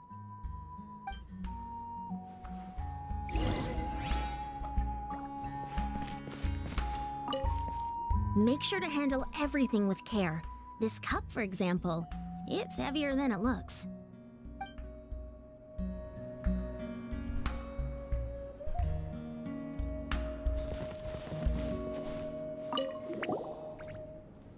Whoa, that belt is bigger than Paimon's head! The Collective of Plenty are known for their bodybuilding competitions and contests of strength. This belt is a symbol of great honor within the tribe. The association with strength might also have been the reason the original belt was extremely heavy. It was difficult for even 2 people to lift. And even if a warrior had the strength to put it on, wearing it for any length of time would still leave them gasping for breath. Sounds like it. So the owner of the original belt, Kitera, commissioned a craftsman to make a copy identical in appearance but far lighter in weight. That is the belt you see before you. He would often wear this version when training in order to protect his waist. Or he made a lighter version so he could wear it all the time and show it off.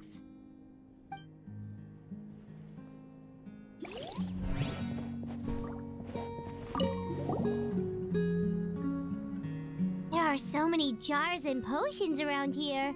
Do they have anything to do with alchemy? No, those belong to the Masters of the Nightwind. They're ceremonial tools used to amplify the ability to communicate with the Night Kingdom and the Wyab. Yamaya is an expert in this field, and she taught me a lot. Even though she appears stoic and serious, she actually has a keen sense of humor. The tools you see here are quite traditional. Her students found them outdated, so she passed them on to me. The contents of the jars aren't all that special. Oh, except the big jar in the middle. That's what she really wanted to give me. Ooh, must be something really cool. What's inside? Grape juice. Huh? It's quite tasty, although probably expired by now.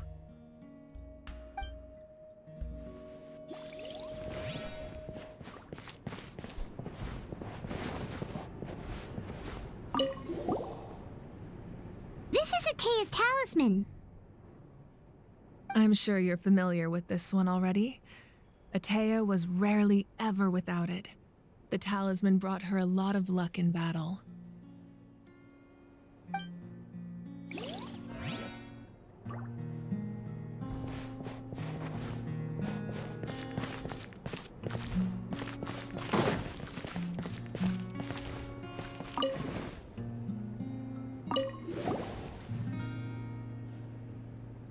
The powder still needs some time to settle, so let's wait a little longer. Well, what do you think of my collection? Do you feel like you have a better understanding of Natlan's culture now? Yeah, if each item represents a different story, seems like Natlan's really been through a lot. Does every item hold a special memory, just like Atea's talisman? That's right. The items in my collection actually serve a similar purpose to the ancient names passed down among the tribes. They demonstrate the true shape of time. The shape of time? Most people perceive time as a linear concept, almost like a straight line that can only move forward. We cannot change the past or predict the future. But there's also a different theory, one that I believe to be closer to the truth. Namely, that the past, present, and future all exist at once.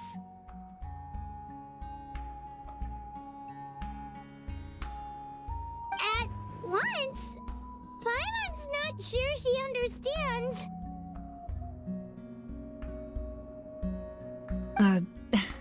Let's say your journey ended right now. Thinking back on your experience in each nation, which one would you say was the most important?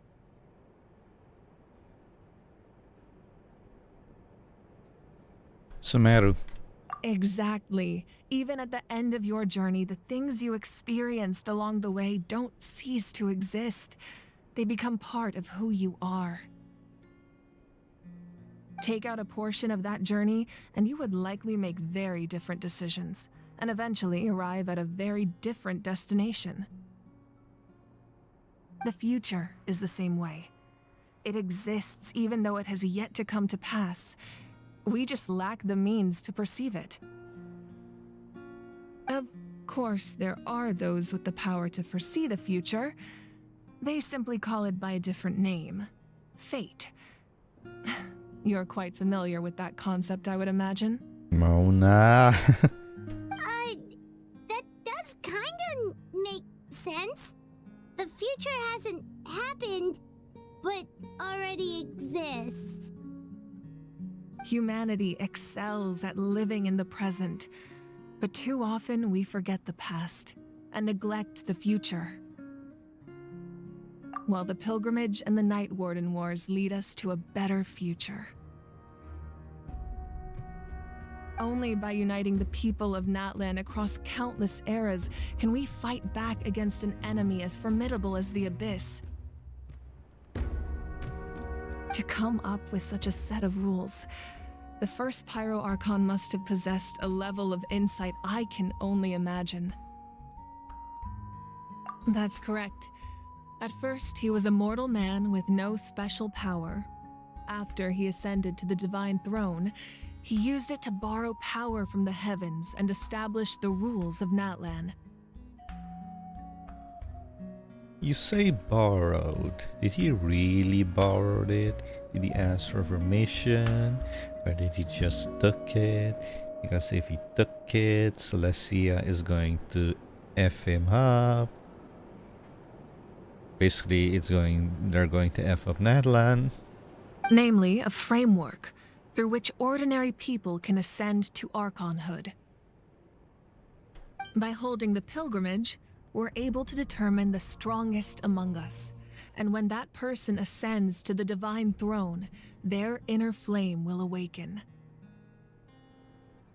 In addition, the Sacred Flame will grant them significant knowledge and memory of this land. After all, that's how I came to know everything I just told you. Excuse me, I see a picture over there. What is this about over here? I need to see that. So, it all comes down to the power of the Divine Throne and the rules. Show me the picture, come on, pan over. Wait, is that a family portrait?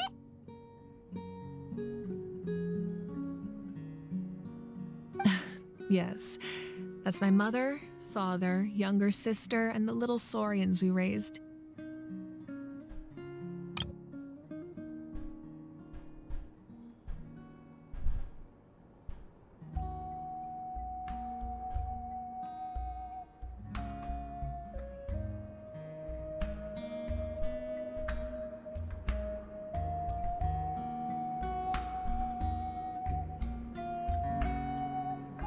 I turned a piece of my dad's leather armor into a canvas and commissioned a famous artist to paint our likeness. Your sister is so cute! It looks like the two of you are really close. Paimon was having a hard time thinking of an Archon as an ordinary person, but seeing this portrait, it kind of makes sense now. Miss Pyro Archon, the closest you're wearing that picture I think suits you better. It really doesn't look like there was anything special about you before. Oh, wait, is Paimon allowed to say that? A little late for that question, don't you think? Sorry! Paimon's so sorry! Paimon's mouth works faster than her brain sometimes! It's all right. I'd never get upset over something like that. No matter what others may say, my past is a precious part of my identity. I'm forever proud of the life I used to lead. Becoming the Archon doesn't mean you sever ties with your family. The position just comes with a lot of responsibilities, so it impacts how often you get to see them. My father made the most delicious stew, so my sister would often bring me a large pot of his cooking, and we would sit on a blanket and eat it together. One time, we didn't close the door securely, and the Saurians who were raising ran into the room and knocked over the entire pot. My sister immediately burst into tears.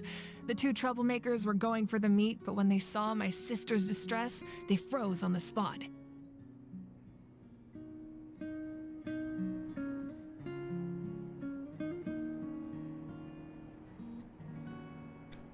She reminds me of someone. But who? I know that position.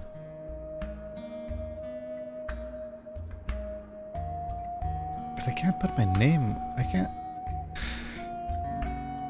Who was it?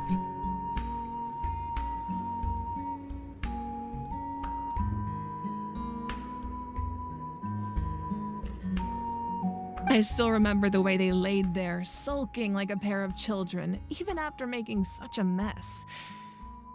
It was frustrating, but in the end, all I could do was comfort my sister and move on. Wow.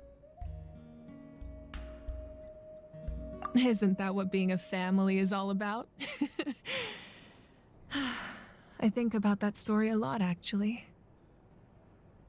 As the Archon, I made a vow to defend this nation, and experiences like that, they remind me exactly what I'm trying to protect. Well, what happened after that? This portrait looks pretty old. Your sister must be all grown up by now, right? I believe she ended up working as an architect and artist. She built many houses and crafted many beautiful works of art. Anyway, that's enough about me. Now that the powder is settled, we can begin. Ian-san, Mulani, Chaska, over here, please. Place the ancient name up there, and then we'll begin.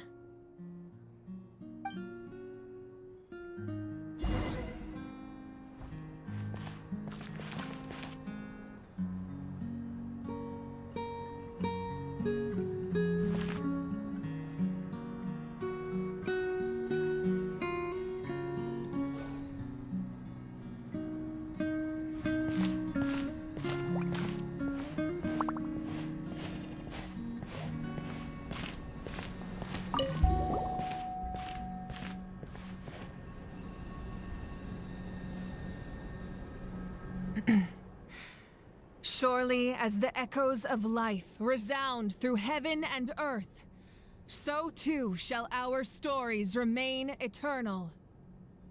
Ancient name, take us to your fated bearer. Allow her to answer our call.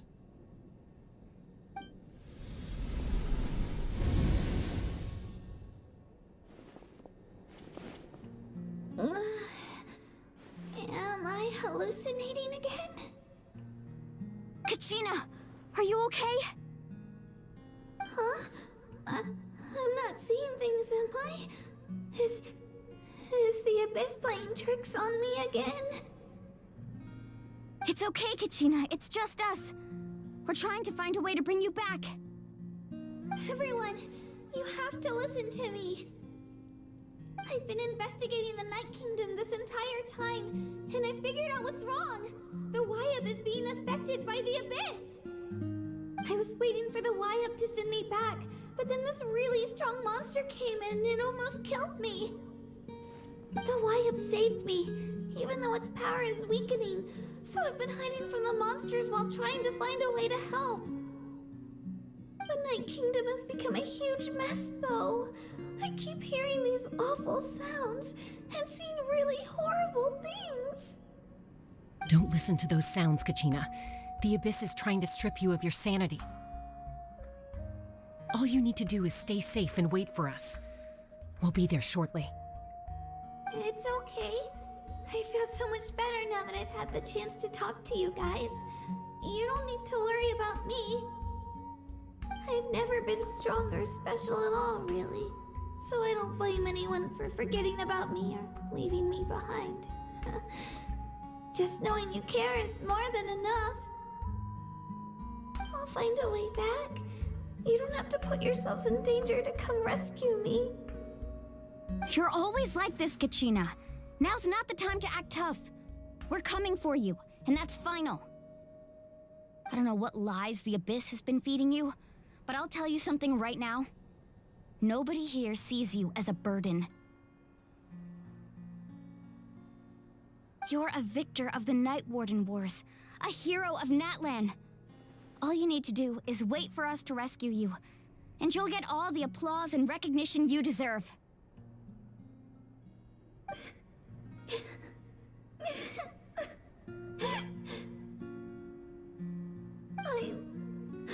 I'm really scared. Everything's so dark and creepy here. And I want to go home. Still, I don't want you to put yourselves in danger because of me. I don't want to hold anyone back ever again. All you need to do is place your trust in us, just like you always have. No one fights alone. We're not leaving you behind. Not ever. Yeah, we're so close. We can't call it quits now.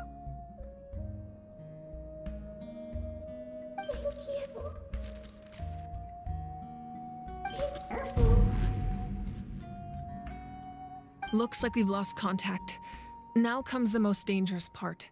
You have to traverse the Night Kingdom in your physical form. This entrance to the Night Kingdom was left behind after an abyssal invasion. Even a brief amount of time inside could expose you to corrosion. I know. I'm prepared for that possibility. All right, then I wish you all the best. I'll tell Koichi to be ready just in case. She's very experienced in dealing with abyssal corruption. That face you just made. Don't tell me you two got into another argument. No, I just feel bad for creating more work for her. I'll go with them too, Archon. The more people, the stronger the party. Thank you so much for your help, everyone. It really means a lot that you're willing to brave these dangers with me. And there's no time to lose, so let's get going. Now that I've lost my power, I won't be able to provide much practical support. But I can still keep an eye on the situation from here. Eon-san, I know it's unlikely, but if you encounter a situation you can't handle... That won't happen. I hope not.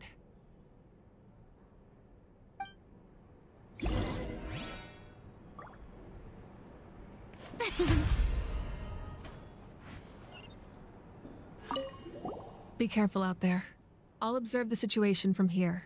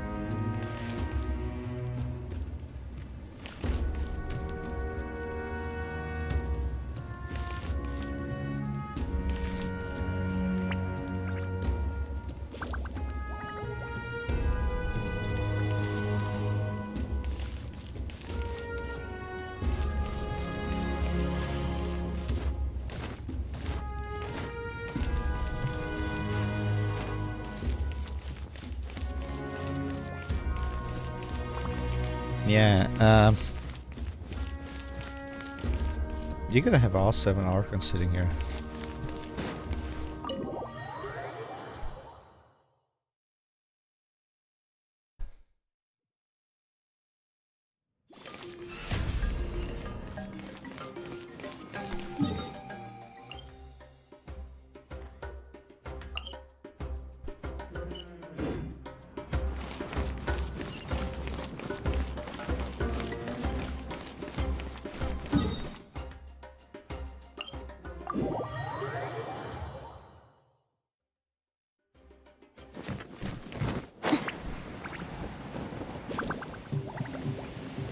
Will you bring me the treasure chest?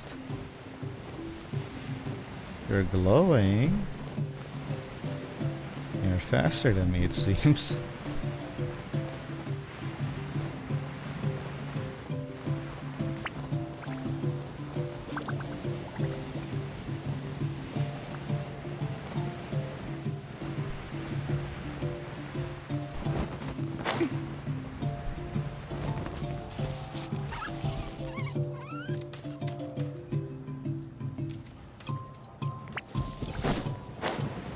Huh?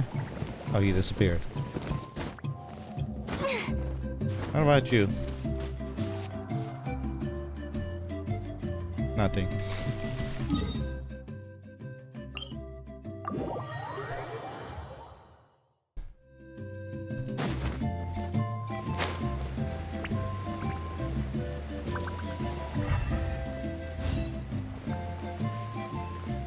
That's a Helichurl.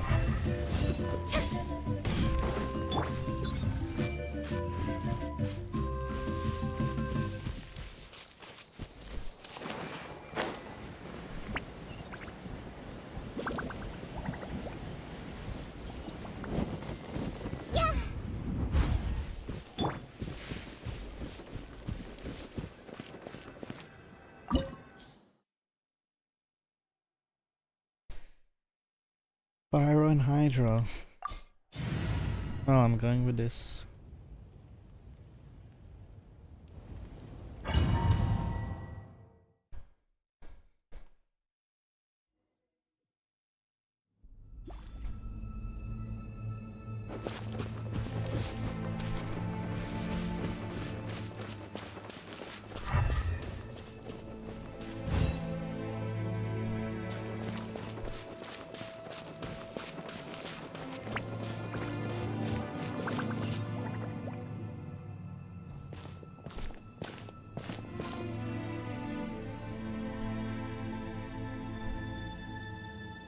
So we're underneath Natland right now? It looks nothing like Paimon was imagining.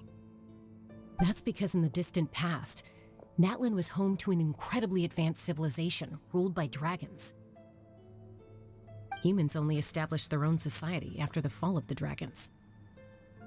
So these are Saurian ruins?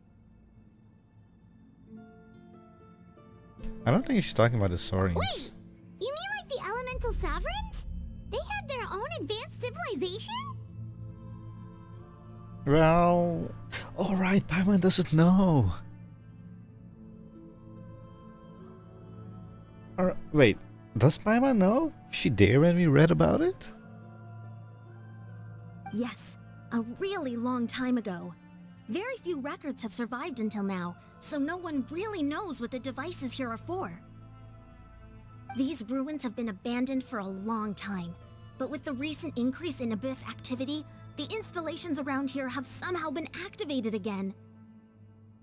So what you're saying is, we're not in for an easy trip to the Night Kingdom. No. It's going to be obstacle after obstacle from here on out.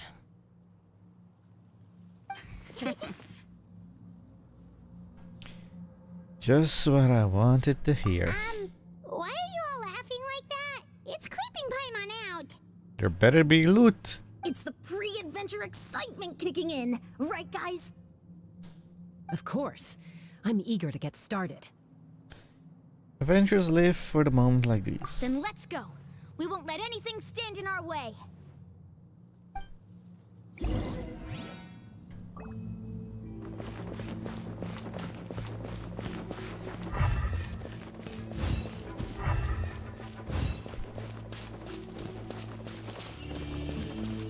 Seems like the road ends here.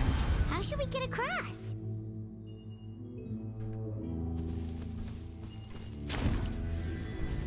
As a professional trainer, I think you could stand to build up your endurance, Paimon. Professional trainer? Paimon thought you were a warrior from the Collective of Planning. Well, that goes without saying. But I actually work as a sports coach. I provide professional guidance for many of Natland's popular sports. And I don't just mean physical training. I design nutrition plans as well. Ah, so basically no sugar, no soft drinks, no grilled meat. Yeah, we'll be here all day if you list them out one by one. It's much faster to just focus on what's good for you. Such as? Vegetable juice. Want some? You know, Ian-san, Paimon feels like the two of us might not see eye to eye.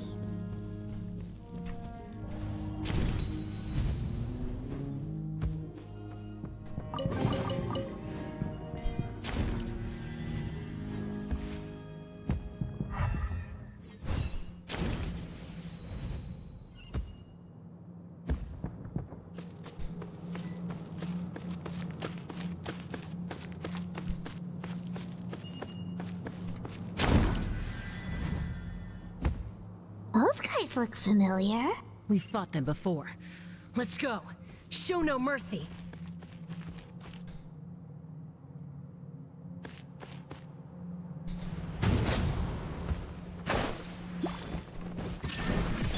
Everyone hold hands. Shower me with Gather. the Temple of Wisdom. Hey, I will have order.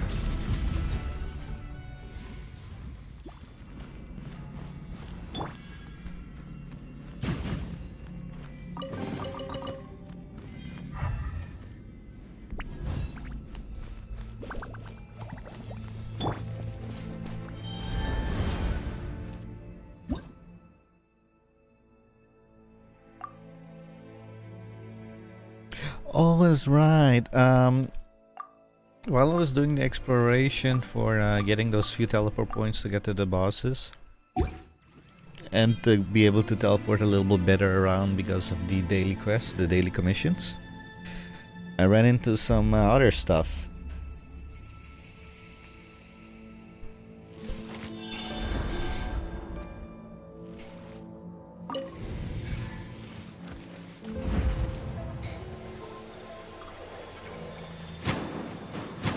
whoa.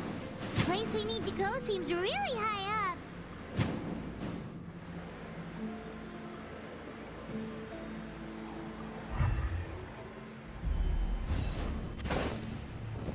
There is no escape. Everyone hold hands. Ha!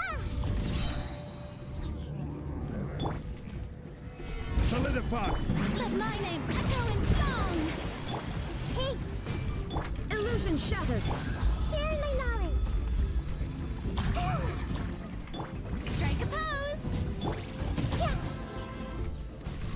I see everything. Shine down.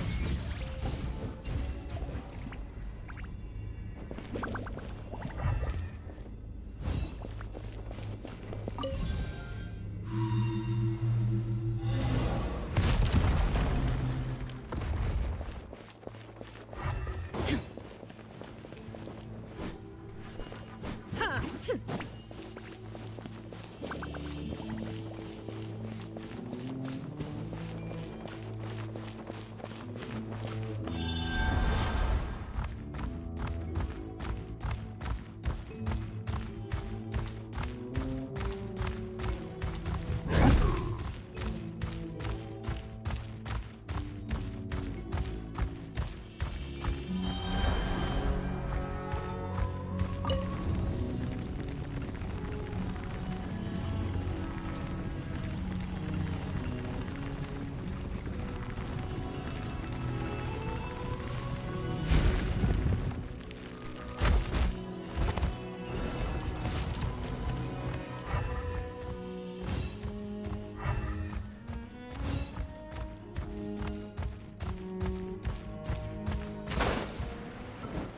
There is no escape.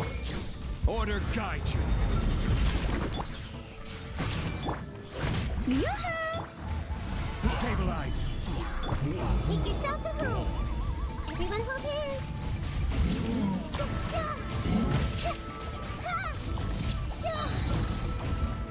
A minute to memory.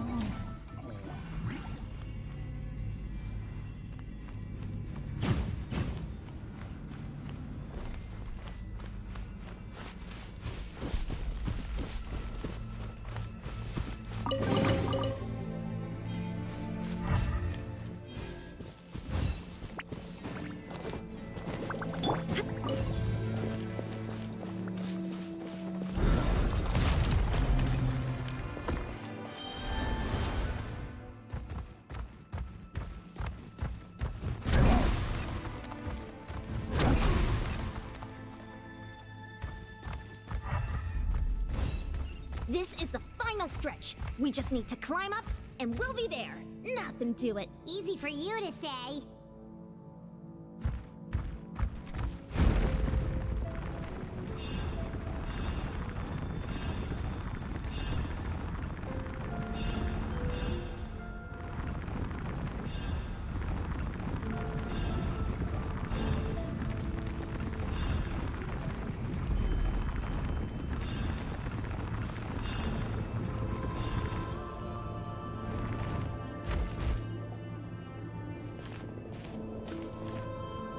This must be the entrance the Pyro Archon told us about. The one ripped open by the Abyss. Yes. There's something in the depths of this place that feels familiar, yet also foreign. We actually have to go in there? Okay, Paimon just needs to psych herself up. Don't push her through before she's ready.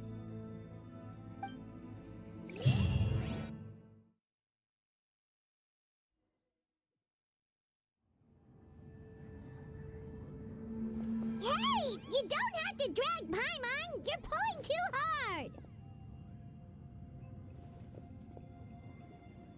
Looks like we made it. This is the Night Kingdom. So, Mulani, can you explain why Paimon's voice had an echo, but your voice did not? You know, I'm getting a real bad feeling that Natlan was rushed out. Huh.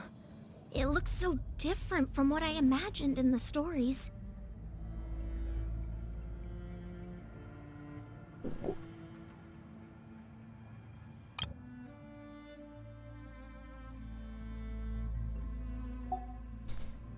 That overflow of energy is probably what trapped Kachina here in the first place.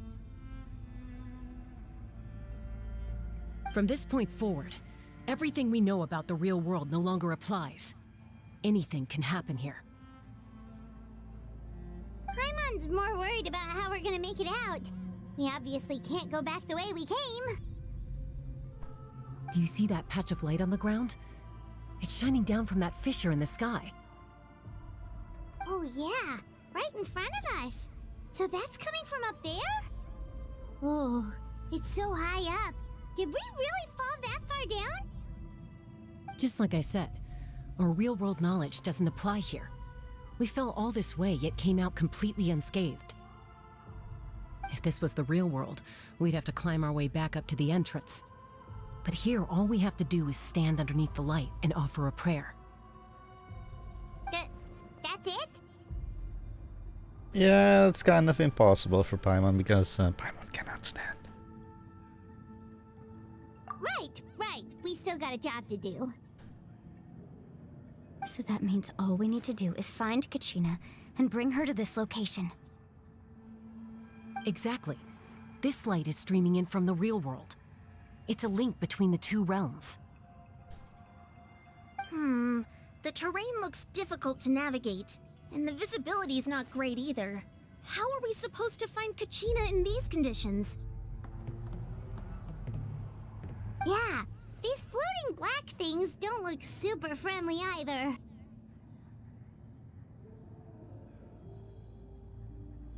Those are all manifestations of abyssal power. Be careful. And you are? Ghost! A talking ghost! Paimon, be quiet! Jesus Christ. They're gods, there are all sorts of creatures, spirits, and all this, and Paimon's like, Eek, a ghost, come on. Still trying to pull this? This is complete nonsense at this point. Calm down, I'm here to help. You're the ones who helped Vichama, right? Wait, does that mean you are Pika or Paika or what you name us? Yes, I'm Vichama's friend, Malcolm. Oh, you're Malco. I thought you were the other one. I was completely lost to this realm until I sensed a mysterious power calling out to me.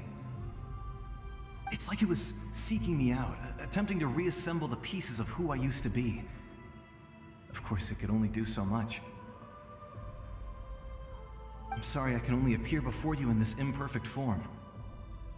No, we should be the ones apologizing.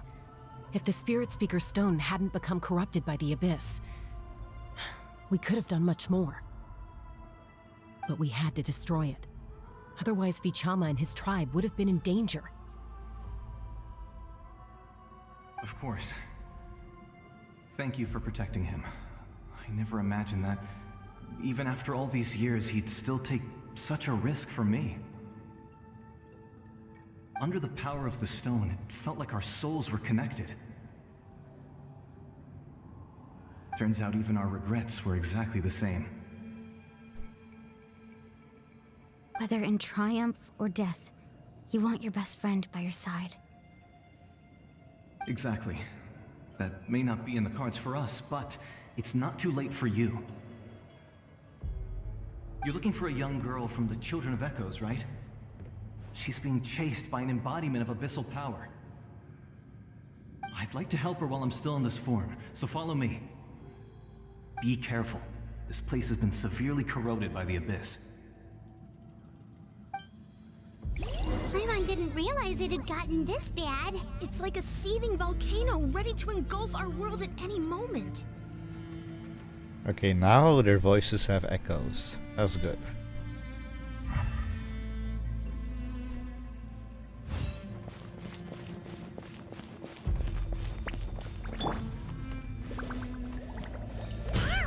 Quick, get back here. You can't go wandering off. Stick close to me. My power will be able to ward off attacks for the time being. Dude, you were way too late. You got Nahida killed. So annoying to find a revive item in this bloody list ever since they changed it.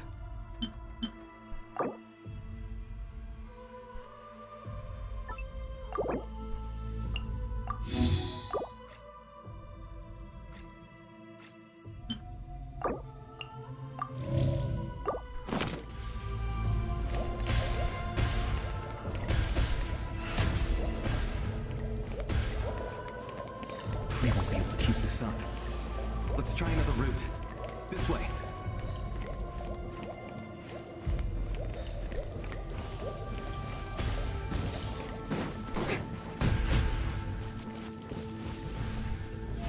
How brilliant!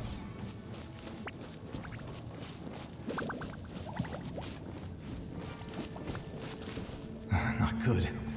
More monsters. We shouldn't waste our time on them. This is order. I see everything. Ha!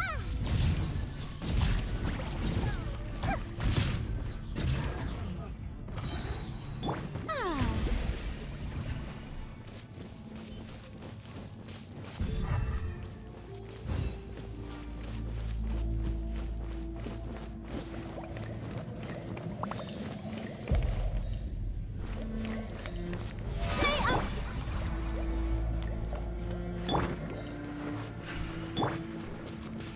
Oh, Paimon can't see anything. It's easy to get lost here. Just stick close.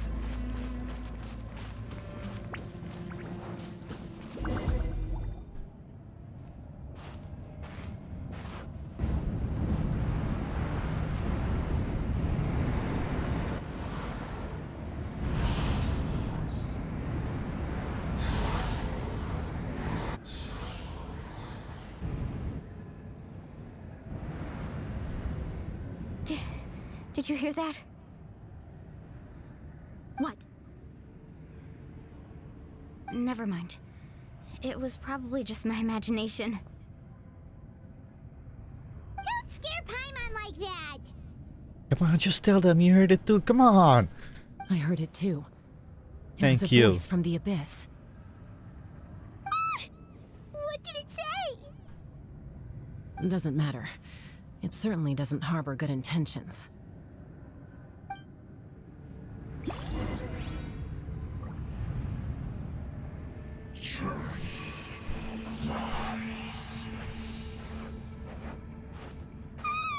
Paimon just heard it too! Let's keep going. Paimon wants to get out of this place!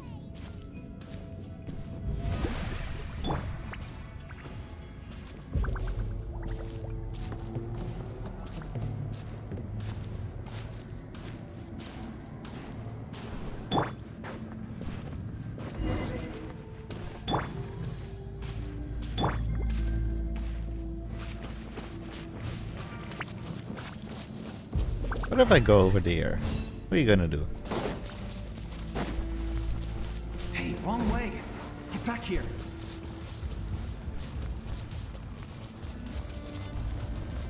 Oh, and this is the right way.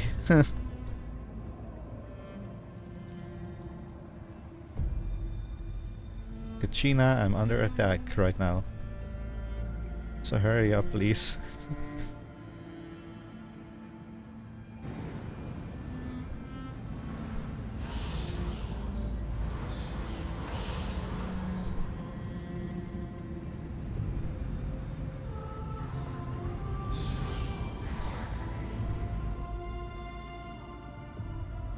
We're here, Kachina! Oh, honey! You made it! Looks like our reunion will have to wait until we take care of these monsters. Good idea. Let's go!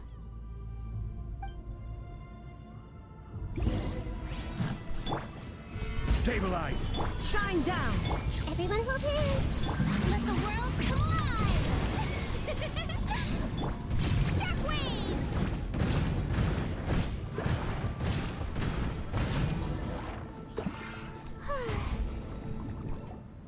You're here! You're finally here!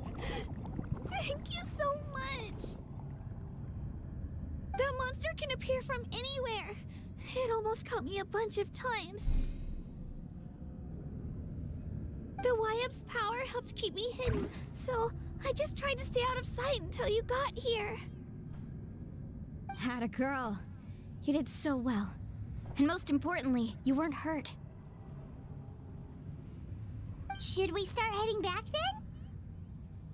Actually, I have a request. Will you come visit the Wyap with me? Do I have to kick his butt? I can't exactly put it into words, but something's wrong with the Ode of Resurrection. And I know it has something to do with the contamination from the Abyss. Well, that would make sense considering you are at war with the Abyss, so... That was the Pyro Archon's theory as well. Everything we've seen here certainly seems to back it up. In the Night Kingdom, there are 6 main totem poles representing the Wyap of each tribe. You can think of them like the body of each Wyap. Additional totem poles, like the ones around here, serve as proxies to which the Wyap can extend their consciousness. There are countless proxies scattered around the Night Kingdom. Through them, the Wyap can extend their consciousness over the entire realm and track down souls no matter where they roam. But if a proxy were to become severely contaminated, then a soul could become lost within the Night Kingdom. Judging by the current situation, I don't think we're dealing with just one contaminated proxy. Even if we could drive back the abyssal power from one of them, that probably wouldn't even put a dent in the problem. Still, we can't just leave the Wyap to suffer. It's protected me this whole time. Saving one is better than saving none. I agree. We might even manage to draw out the monster that's been hunting Kachina.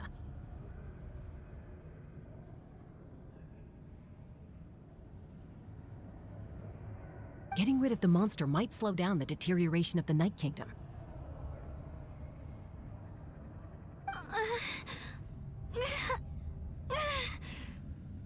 Kachina?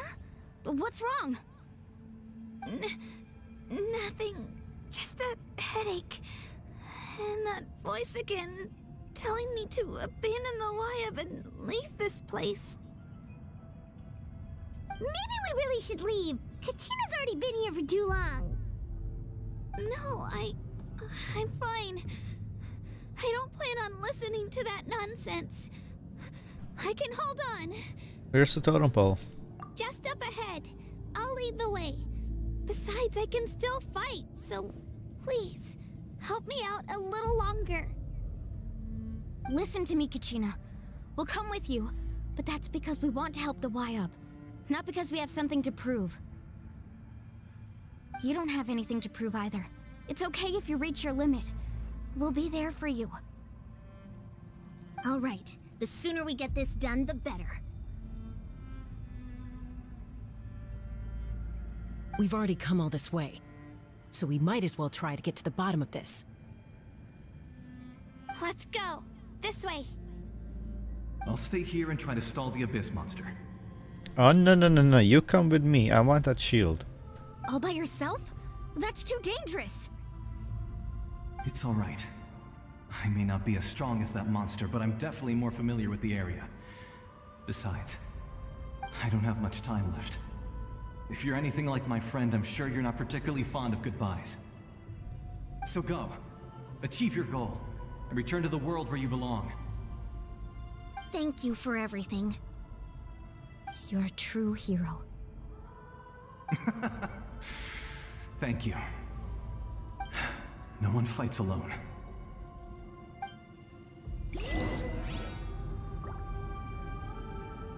Does your head still hurt? Let me help you walk. I'm fine. You should know I'm made of stronger stuff than that.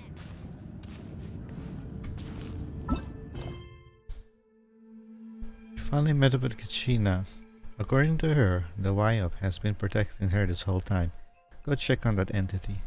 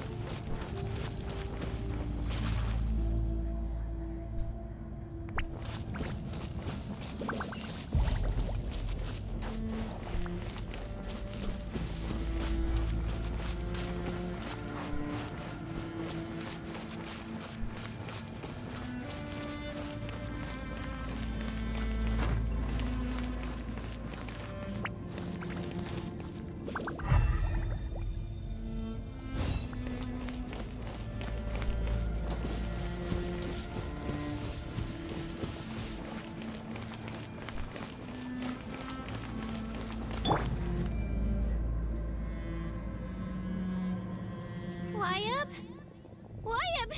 I'm back! My friends and I are here to heal you. Wayab? Can you hear me? Wayab?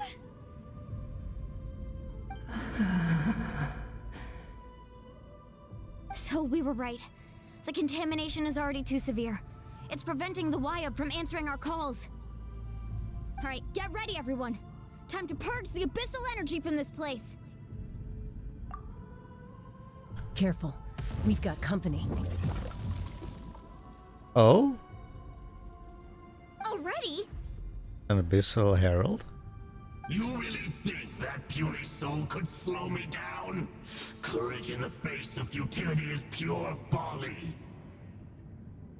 Come on, Q. Scorching Star. He tried to get in my way, so I disposed of him. You killed Malco? He would have dispersed with or without me. Rather than worrying about him, I would urge you to focus on yourself.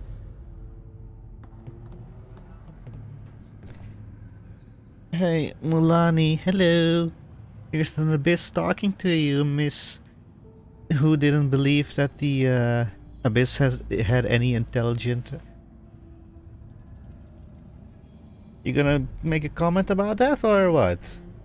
You may have defeated others of my kind in the past, but underestimate me now, and it will be to your peril.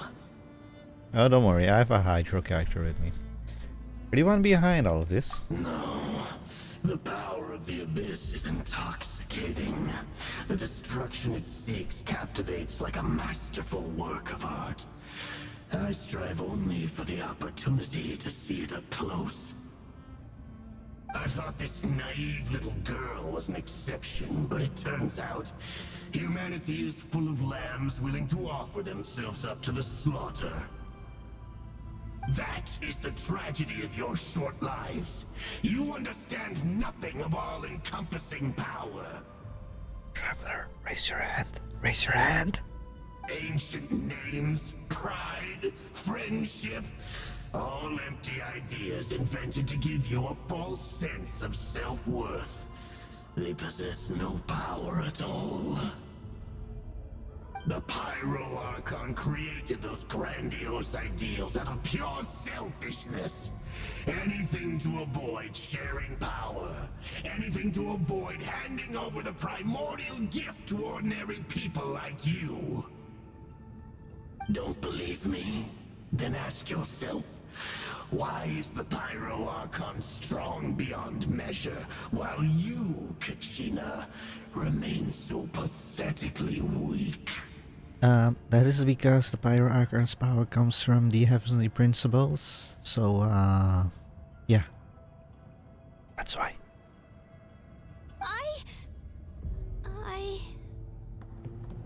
Kachina!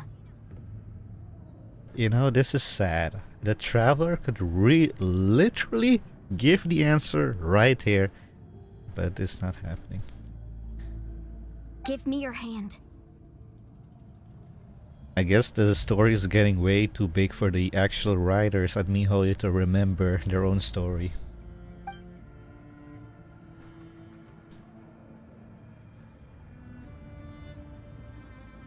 Feel that? I'm right here next to you. Thanks, Moalani. You're right. I have nothing to fear. Because I'm not alone anymore. Hey Kachina, weren't you wounded a little bit? What are you doing standing in front? You're right. Maybe comforting ideals don't have any power. But you also couldn't be more wrong. You've never had to work for your own strength, so you will never understand the true source of our power. You never had to work for your own strength. Okay, Mulani, explain to me. Did he ever said that? That he never had to work for his own strength?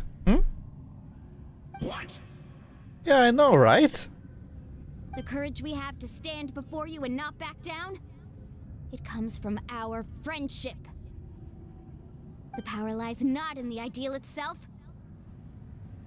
but in our commitment to upholding that ideal, and in our decision to stand together and fight! Well said! Let's go, Kachina. It shouldn't take more than 2 of us to handle an enemy like this.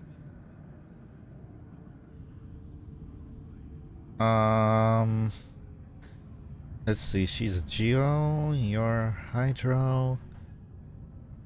What's the Pyro Abyssal attack again? Abyssal Herald attack again. Okay, he does that. Yeah, you two should be fine. Sorry in advance, but you deserve what's coming to you! There aren't many in Natlan who can beat us when we're together. It's time he got a taste of that kind of power. Okay, but Mulani, we're not in that land anymore, so even if you say that, it's kind of meh, because you hardly know anything of the outside world from Natlan.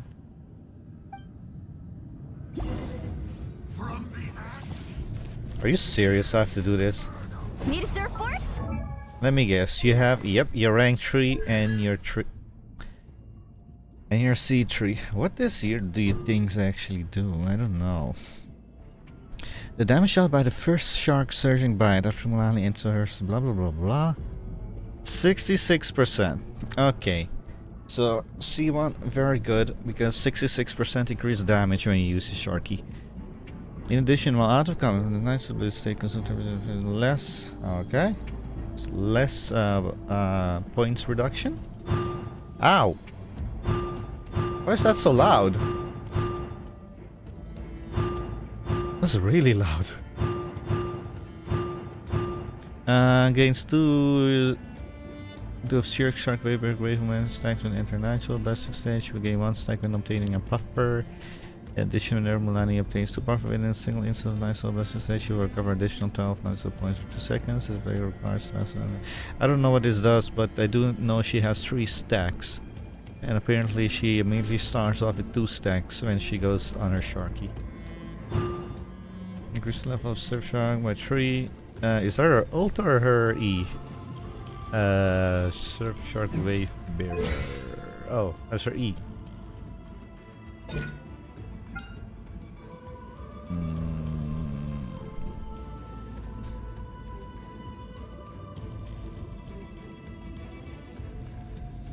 Yeah, what is this?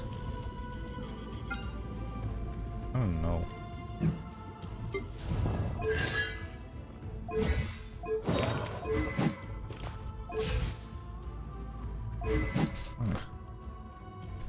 Well, this is kind of deceptive. Because in all the previous trial characters, they never gave you a R3 rank 5 weapon. A 5-star rank 3 weapon. And a C3.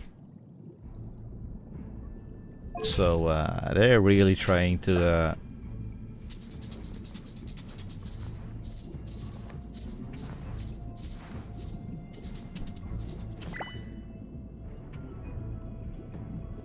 yeah, they're really trying to sell the characters, but they're trying to keep this a little bit hidden because most people probably won't even look at this. And they'll think, oh, this is just a C0 5-star trial character, and look how powerful they are. Woo!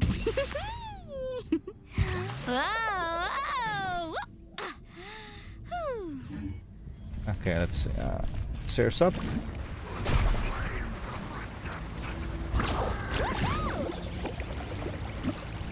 Yeah, that's a Sharky attack.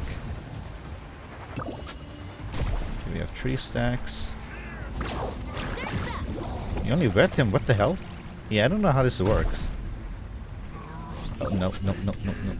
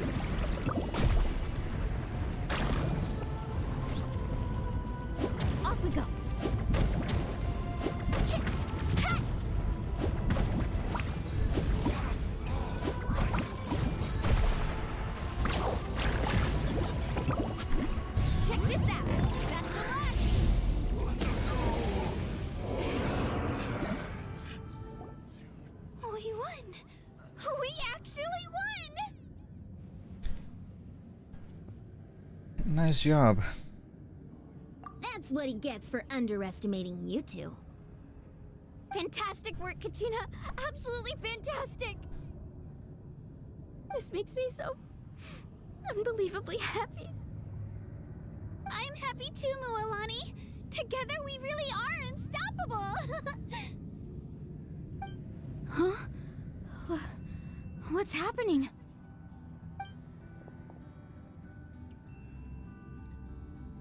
My ancient name is glowing?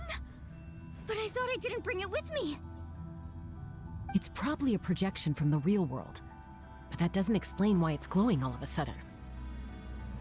Wait, does that mean you're...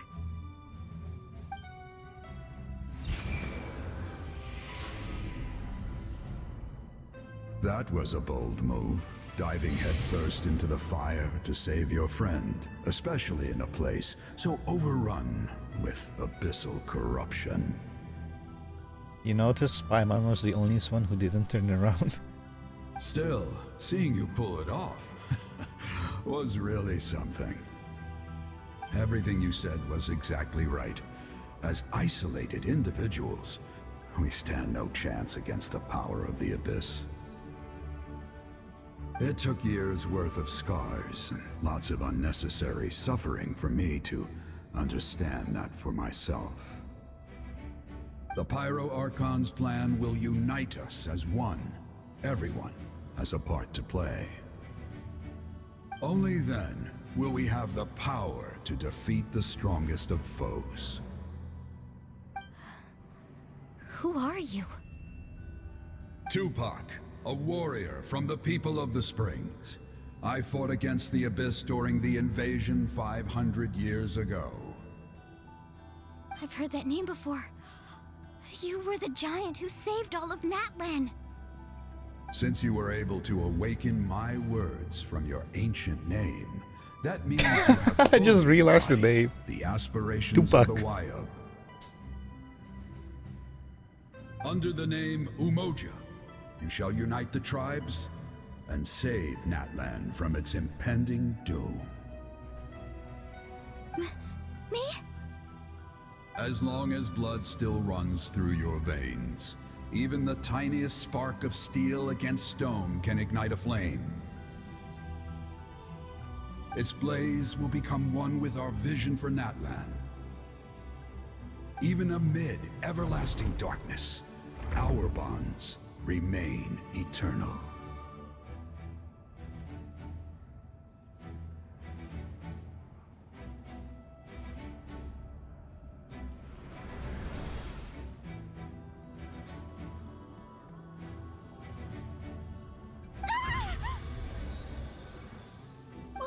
What's wrong, Moalani? So many memories. My brain was just flooded with everything he once knew. So that's what happened. What do you mean? Did you just figure something out? 500 years ago, they foresaw the very crisis we're facing now. Efforts to save Natlan started all the way back then. We can go over the details once we get back. We shouldn't linger here longer than we have to. Does that mean you already know about this whole thing? I know bits and pieces, but I had no idea Mualani was also part of the plan. This sounds like something that's going to need a lot of explaining. Let's focus on saving the Wayab first.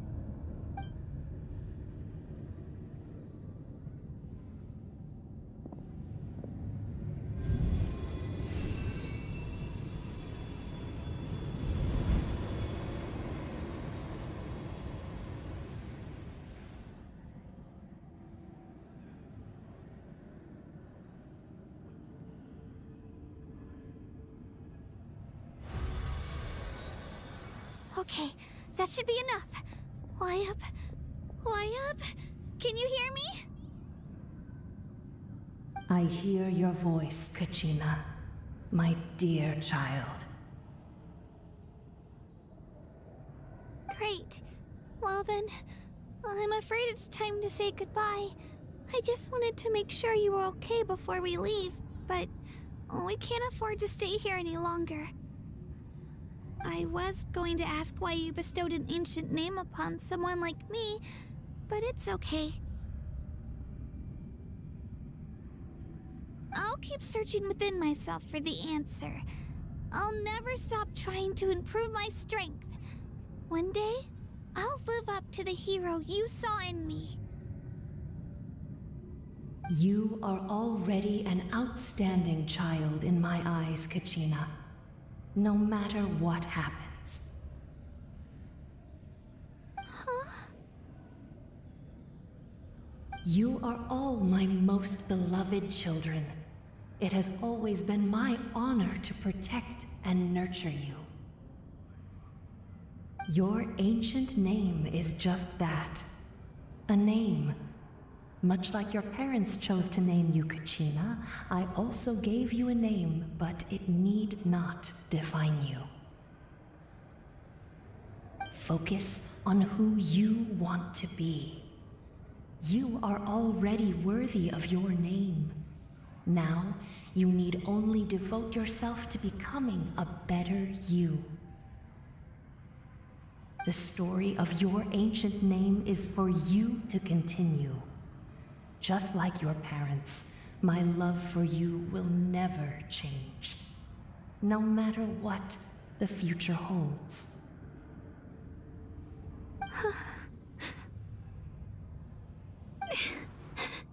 Thank you, Wyatt. It gladdens me to see the Pyro Archon's plan move another step towards completion, but it is time for you to leave this place. The situation here is getting worse. Go now, my children. Save Natlan on behalf of all you hold dear. I know we've never met before, Wyatt, but I just wanted to say thank you for encouraging Kachina. It was exactly what she needed to hear. Whoa! What's going on? An earthquake? We're out of time. It's the power of the Abyss. Quick, we need to run! Hey, Sealy. The Sealy opened the way for us!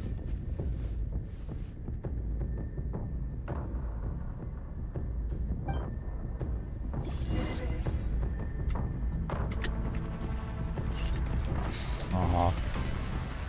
Hey, this is just like Jet's quest. You know what I'm talking about, the world quest. Final run. Forcing me to run, how dare they.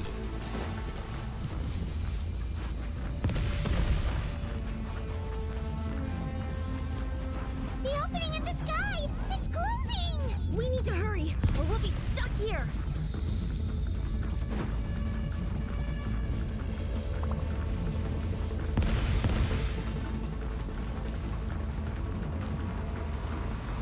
Watch out for the falling rocks! Quick, through the middle!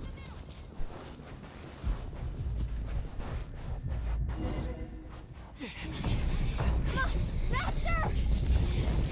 We'll never make it!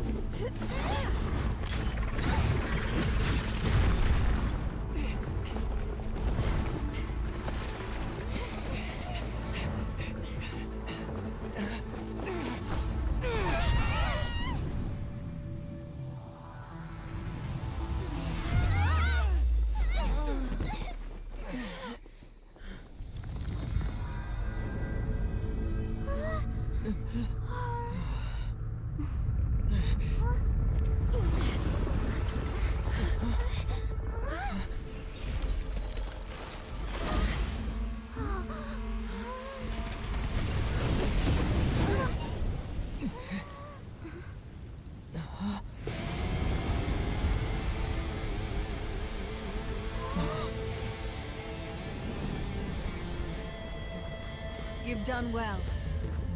Now come home.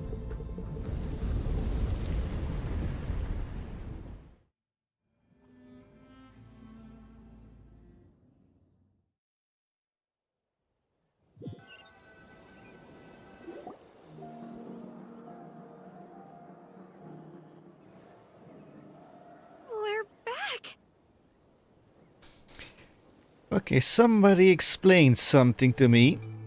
First we went underground, under Natlan, then we went into a portal that brought us to a different place, different dimension. But somehow, apparently we were still under Natlan. Excuse me? The Pyro Archon saved us. And I saw that statue of the Seven, or that pillar over there. One of those ancient pillars. I saw that. But she's not here. How did she regain her strength? Yeah, didn't she say she used it all up? She's still in the speaker's chamber. What we saw in the Night Kingdom was just her consciousness. Wait, hang on a second. So you're saying her consciousness did all that? Are you kidding me? You still have their echoes. Every We're great display of outside. power comes at a price.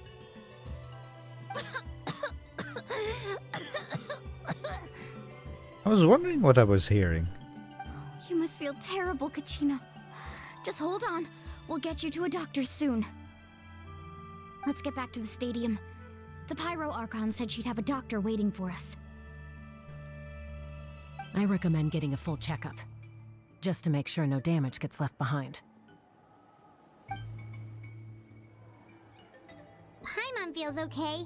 What about you, Traveler? Ah. Right. You always seem to do pretty well against the Abyss. Let's get going. We need to share what we learned in the Night Kingdom as well. Right. The Wyatt mentioned something about the Pyro Archon's plan. What is it exactly? Well, maybe we should ask Capitano. I'll let her explain everything.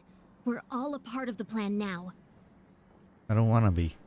Every move we make from here on out will decide Natlan's ultimate fate.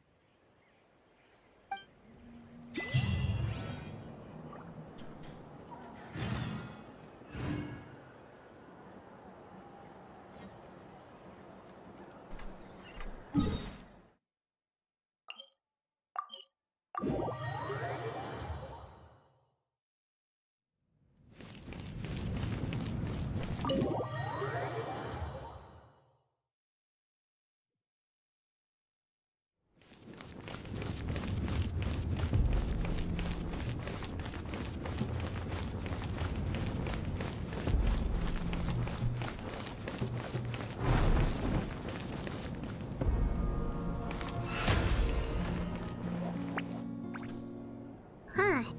There's a lot less stuff here than before. It's good to see you all here in one piece. I know you must have a lot of questions, but let Koichi check you over first.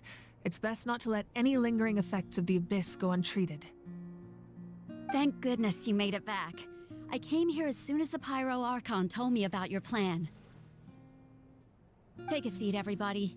I'll examine you one by one. Despite the short stint in the Night Kingdom, Mualani and the others all have some degree of abyssal contamination. Thanks to Chuchu's extensive experience treating abyssal contamination, harmful effects will not be permanent. The treatment also relieves Kachina's symptoms. All right, that should do it for now. But just to be safe, I'll perform another checkup in a couple of days. I have to say, though, I've never seen anyone react to the Abyss like you, Traveler. It's like you're completely immune to its power. He always has been special like that. He can even purify its power. Wait, now that you mention it, Paimon doesn't think she's affected either. Well, that is because Paimon, you hold a very great secret we do not know about. Given the current situation, that ability will likely play a great role in the events to come. Yeah, I think Natlan's match was extremely rushed because the audio is all over the place. I don't know if you can hear it, but I can hear it 100%. It's quite unbelievable how rushed this was. Or maybe it's just bugged. That can also happen. It's either bugged or they rushed it out real fast without finish doing what they had to do. Of course. I still have patients to see, so I'll head out. Thank you, Koichi. All right, all right. We might not see eye to eye, but we both had good intentions. Just give it time. I'm sure we'll figure things out between us one day. Yeah.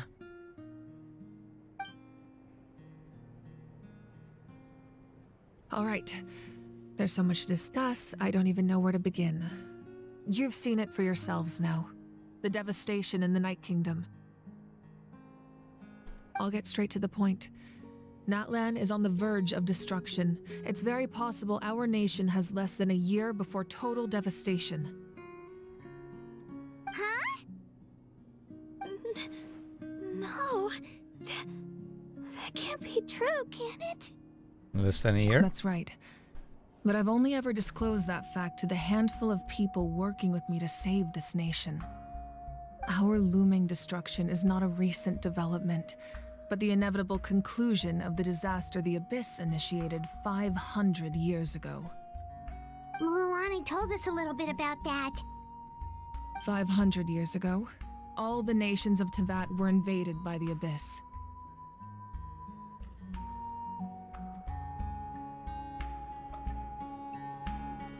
That is true, but are you also going to say from where?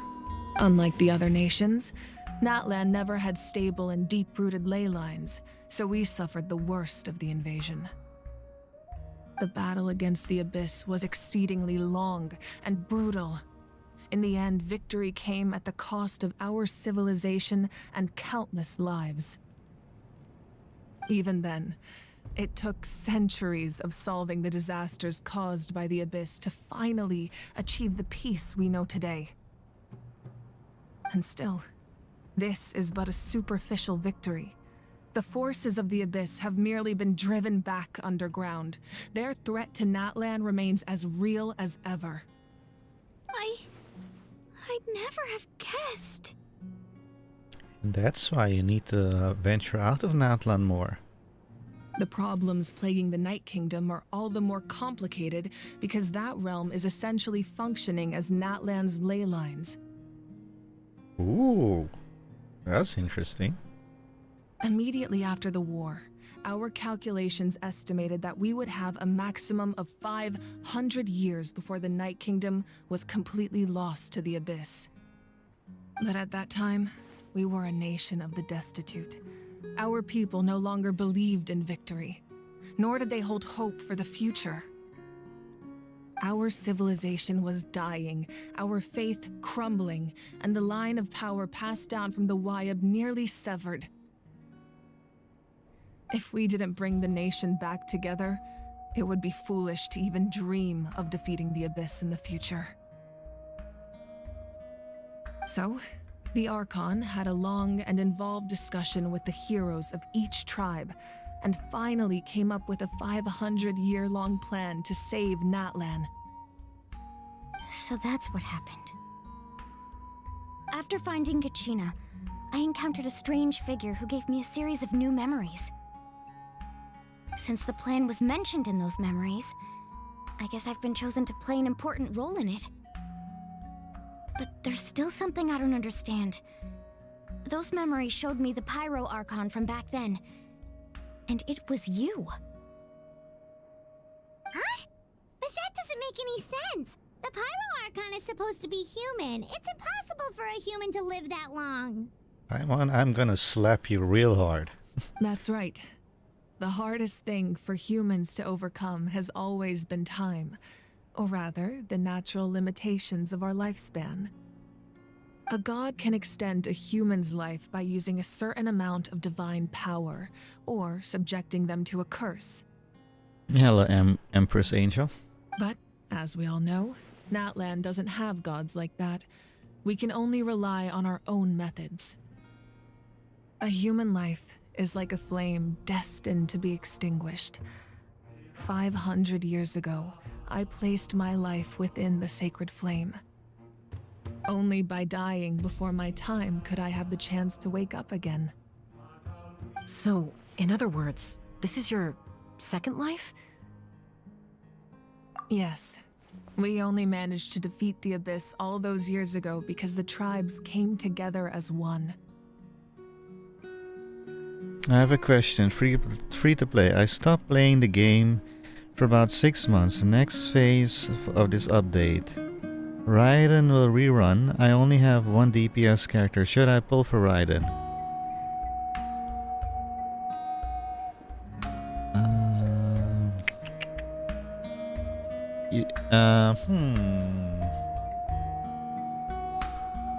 Let's see.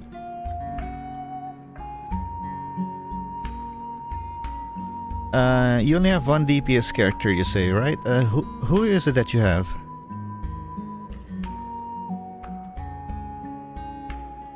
If the Natlan of the future was to have a fighting chance, the Pyro Archons that came after the war had to rebuild the decimated tribes.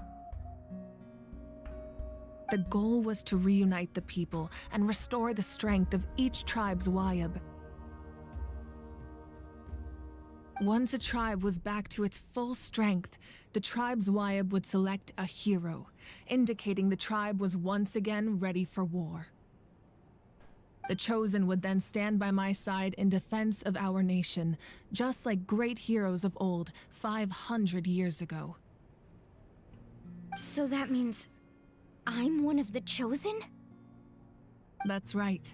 You bear the ancient name Umoja, the same one held by the hero from your tribe 500 years ago. It means unity. After your adventure in the Night Kingdom, I trust you've come to fully understand the meaning of that name.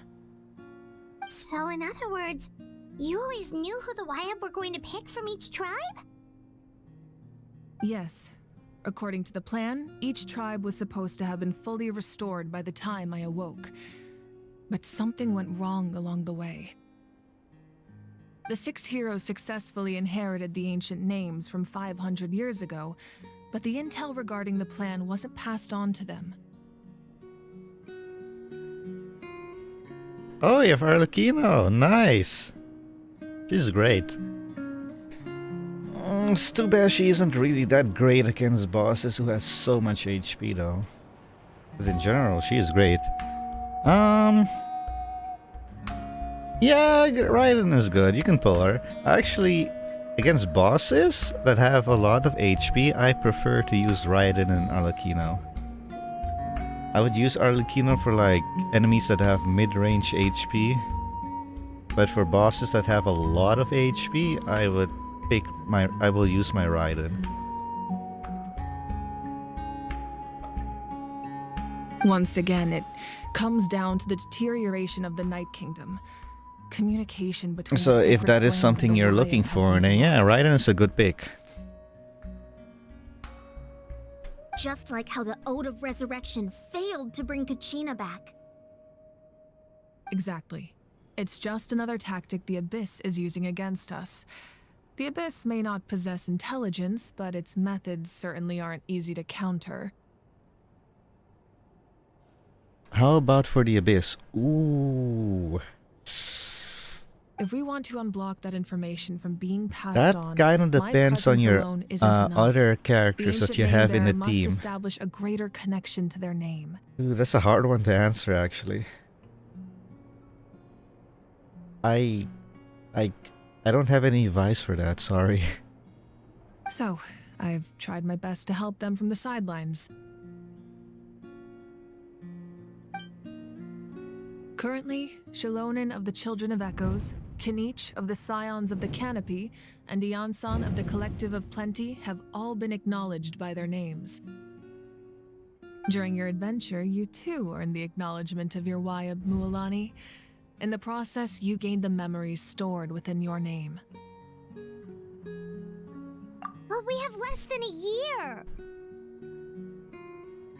Yes, but we have no choice. We cannot start the plan until all the heroes have been gathered. That's also why I haven't been able to take action despite the urgency of the situation. But if you knew this whole time, why didn't you just tell me about my role in all this? Wouldn't that make everything go a lot faster? Okay, nope. Sadly, I only have one other limited 5-star called called what? Suha? Or is that Suha or Suna? Because I started the game recently and I took a big break, so I don't have many characters. Ah, okay. Perhaps, but the opposite could also be true. Knowing your destiny too early could mean failing to realize your full potential. Just like your determination to save Kachina, I hope your commitment to this endeavor comes from your own strength of will, rather than a sense of obligation. So I suppose you're not going to tell us who the final two heroes are then? Oh, Chaska. That's right. Their time is yet to come. Putting pressure on them beforehand will only hinder their development. But what if they don't make it in time? I can only trust in the judgment of the Wyab. I have never believed I could solve this crisis alone. In fact, it was precisely because I chose to trust and rely on others that we managed to get this far. Oh, you've Kasua. Ah, nice. Natlan's salvation lies not in its Archon or any singular individual, but in us all. If you have a good elemental team together with Kasua, you can practically destroy anything in the Abyss. As long as you know good rotations. Does that mean you... You're quite perceptive, aren't you? I thought I might get away with avoiding the topic.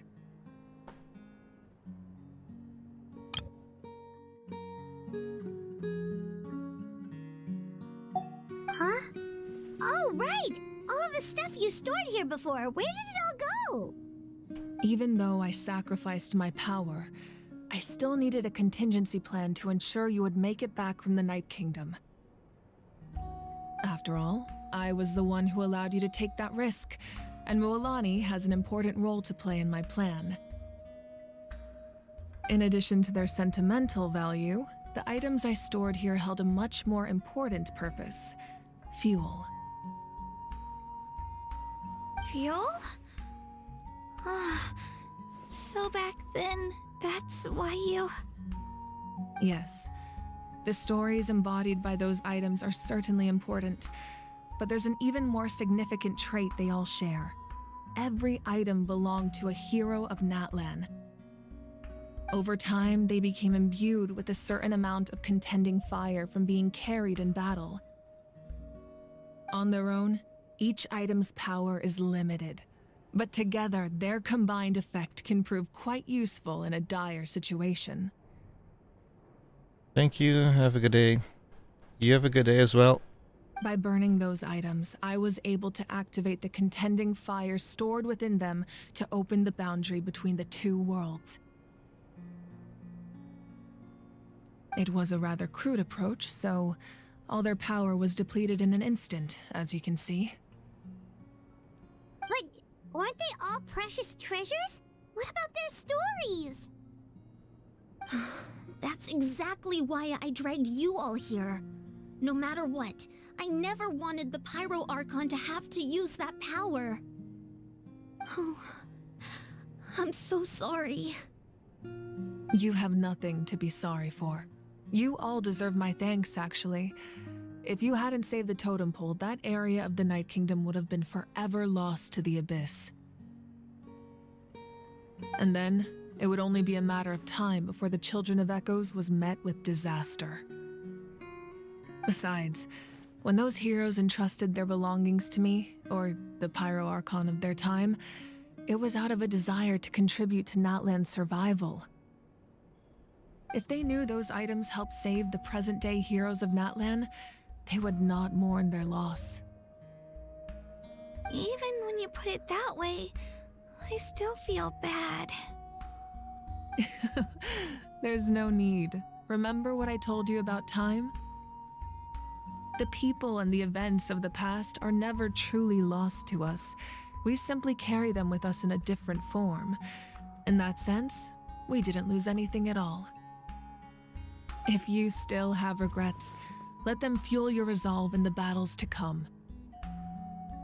Your deeds will become new legends and nurture new forms of power just like the items once stored here. Well, we'd still like to return the favor.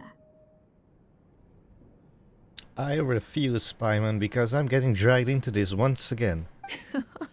Well, if that's the case, just treat me to a drink sometime. Now that Kachina has returned, we can finally hold the victory feast and celebrate your team's triumph in the Night Warden Wars. And we could all use the rest, that's for sure. Plus, you'll be able to silence everyone who doubted you once and for all, Kachina. Still, now that I know the danger we're facing, Having a victory feast doesn't feel right. Try not to let it get to you. It's important to stay calm. Worrying about it will only affect your judgment. All right. You should head out. I'll join you in a bit.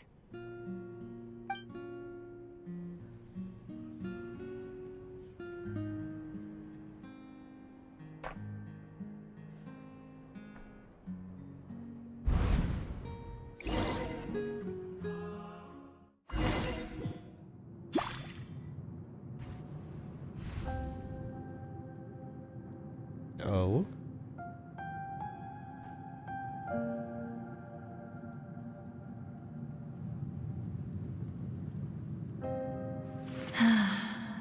When I was young, I used to sit by the hot springs and listen to the stories of warriors from all over Natland. They attract people from all walks of life. Friends come easy here, no matter what tribe you're from. The people of the springs have never claimed the hot springs as their own private property. They are there to bring all hot spring buddies together. It's been really nice, seeing the children of my tribe get older. It's helped me gradually understand the true value of the springs. I've witnessed their energy, their determination, their absolute passion for life. Even when they cause trouble, I never managed to hold on to my anger for long. It's unbelievable how quickly they worm their way back into my good graces. Wait a second. Does this mean Atea passed away while we were in the Night Kingdom? I'm certain Mualani will become a great warrior when she grows up. She possesses infinite potential. I can see it. One day, when I'm no longer in fighting form, I'll come here and tell stories to all the children, just like those warriors did for me. So, you better get busy, Pyro Archon, or I'll end up running out of stories.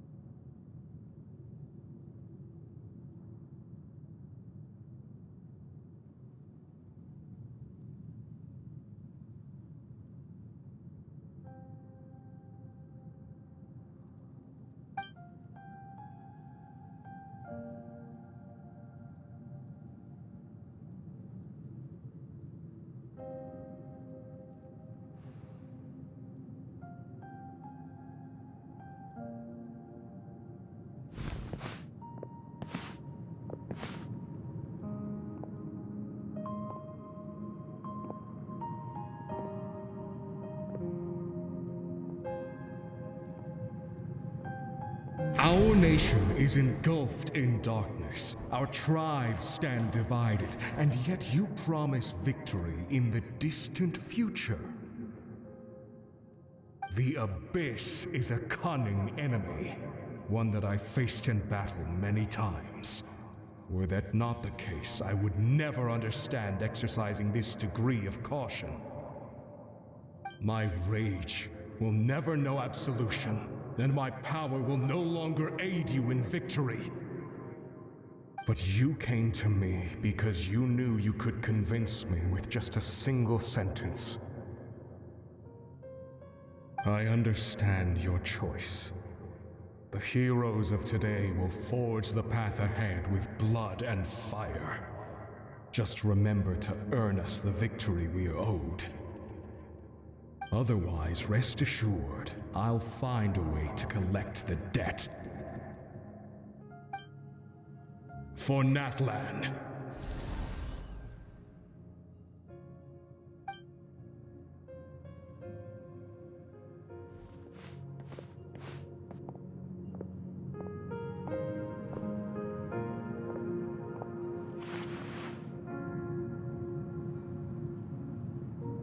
So, you're gonna head 500 years in the future to serve as the Pyro Archon again? But what about the you from right now? You're just gonna die? You can't ask her those questions and expect her to answer, my dear. The decision is hers to make, and she deserves our support. We will do everything we can to rebuild the tribes. Don't you worry. Even across time, we will all do our part to fight for Natlan's future. Yeah, Mom's right. We'll always believe in you, sis. Oh, seriously though, Dad should be here. Where is he? I imagine he didn't know what to say, so he chose not to come at all. Don't take it to heart, my dear. That's just who he is. Just remember, no matter what happens in the future, we will always love you.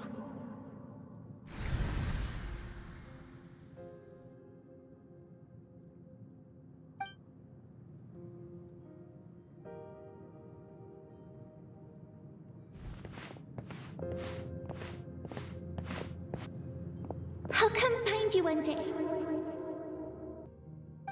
I know I can't live that long, but I'll think of something. There has to be a way for us to meet again one day. If there's an answer out there somewhere, I'm gonna find it. So, don't forget about me.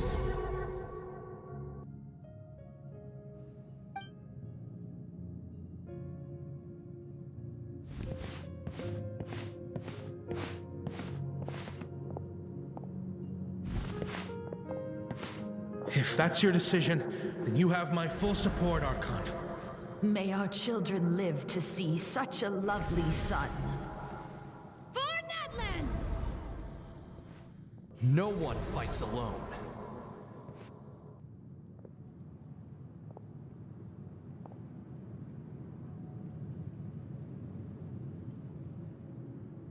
The rules are my legacy. They shall grant us the strength to overcome the next tragedy. War forged the 6 tribes, taught us how to fight, instilled in us what it means to love. Who will be the one to bring this to an end?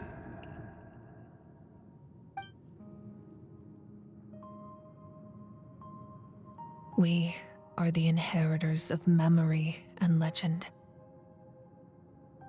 Those who grew alongside sun and wind. Those who forged our own destiny and future. That is Natlan's fire, the lifeblood of our nation.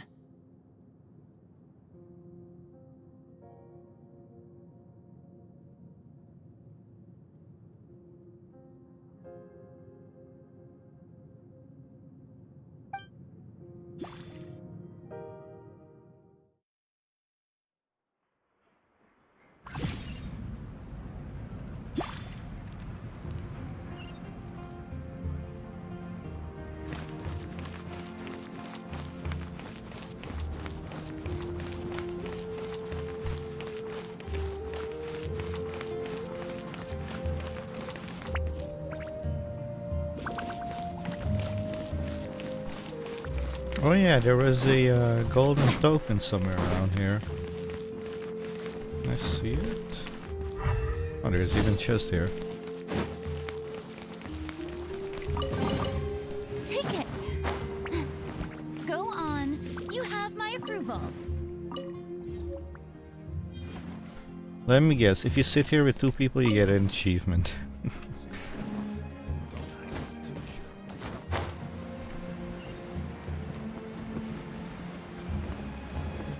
Right, how do I get there? Oops.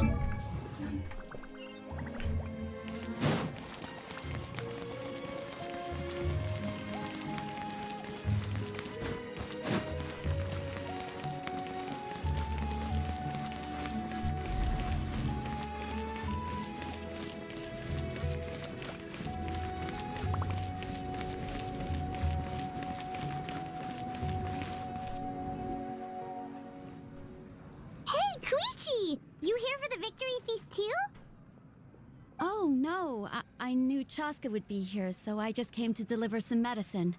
I was about to leave, actually. No, it's not that I don't want to celebrate Kachina and the others. I'm so glad she made it back. It's just... well, I'll make things awkward if I'm around my sister right now. Ah, well, you two had a fight, so Paimon can understand. She didn't cause any trouble during your trip, right? Nope. Yeah, she was super helpful. She gave us a lot of useful information about the Abyss. That's good. That's all I needed to know. Is there a reason you asked? You were pretty outspoken when we first met, but now it's like you're holding something back. You can tell us. Maybe it seemed unreasonable, picking that fight with her before you left, but I did it for a reason. Her impulse to fight is extremely strong. Her mental strength helps her rein it in, but she still loses control sometimes. I had no idea what you might face in the Night Kingdom, so I didn't want to take any chances. So what you're saying is... You deliberately provoked her so she take that impulse out on you. Okay, so maybe it sounds a little stupid, but it works pretty well. It helps her keep her cool for a little while, at least. Anyway, I'm just glad you were able to make it back safe and sound. That's all I wanted. But do you really have to go that far? Can't you just talk it out? No way. Chaska never opens up about her own pain, especially to her family. She can't learn about this, or it'll be even harder to help her. I appreciate the understanding, and don't worry. I'll find a way to help her ease this burden. Anyway, I need to get going. Enjoy the celebration. Oh, and if you ever need a doctor, you know who to find. Yeah, a statue of the Seven. Huh. Who would have thought there was a deeper reason behind their arguing? They're trying to look out for each other in their own way. In the end, it's all the Abyss's fault. Paimon's had enough of them. Oi, oi, oi, Paimon. My sister's the leader of the Abyss. Watch your mouth. Well, the Abyss Order, not the actual Abyss. The Abyss and the Abyss Order. Wonder when those two would meet. Or maybe they already have.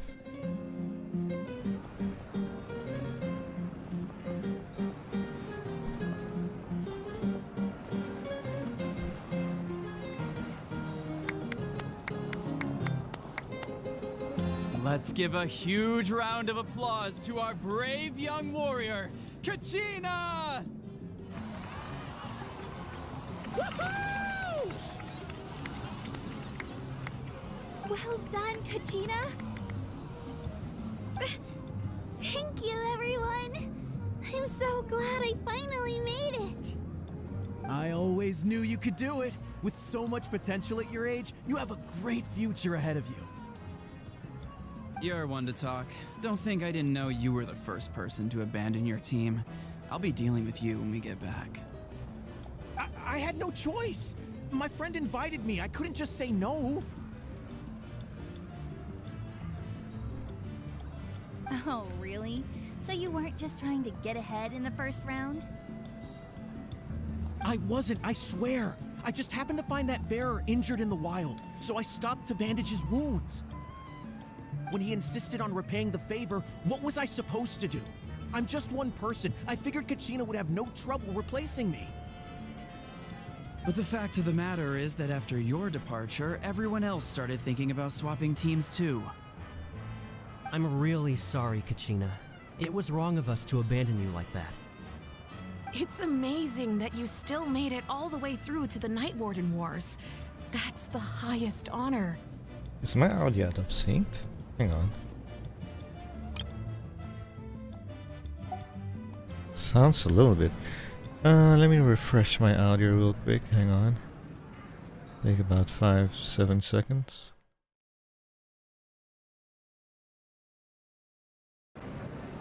Okay, that's refreshed.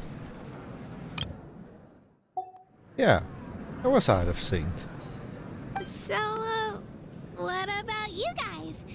Did you make it far? Our team captain drank too much the night before the competition and turned up late to the stadium on the day. We got disqualified. Serves you all right. No sympathy from me. All right. There's no need to be like that, Uncle Pakal. Dear friends, I'd like to say a few words. Firstly, I'm grateful to my friends and our great Archon for helping to bring me back. This traveler and his companion Paimon are some of the strongest people I've ever met. If they were allowed to participate in the pilgrimage, I have no doubt that they'd win the whole thing. They've agreed to let me learn from them. With their help, I believe I can become even stronger still. And let's not forget my good friends, Moalani, Chaska, Kanich, and Aeon-san. They all helped the Traveler and Paimon figure out a way to bring me back from the Night Kingdom. They too deserve to be called our heroes, so please give another round of applause for them. Thank you so much. Well said!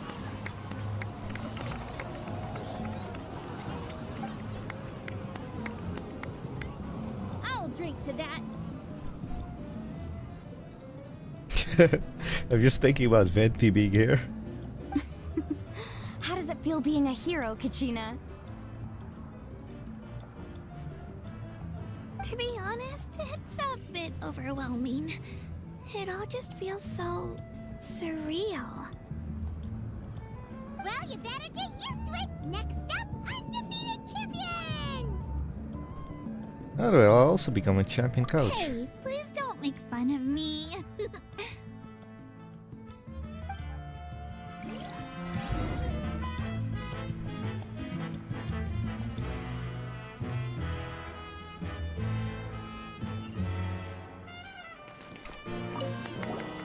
My apologies.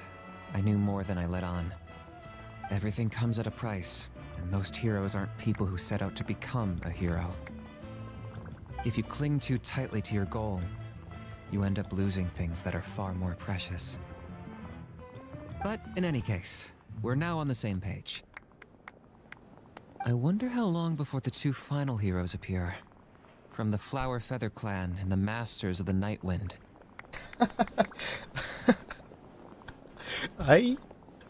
Don't tell me the Nightwind hero is going to be Capitano. Oh my god, that would be something.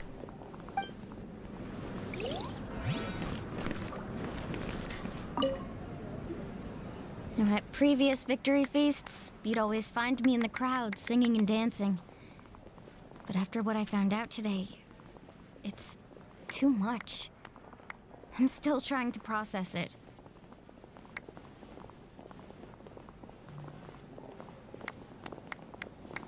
Look at her go. It does feel weird seeing The you NPC so in the out background. of sorts.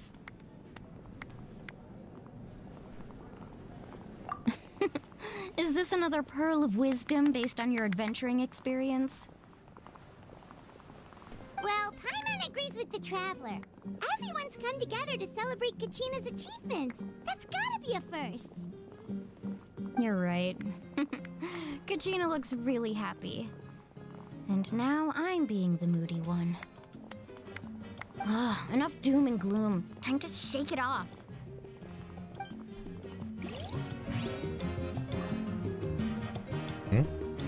She gonna dance? Let's sit down. Hey.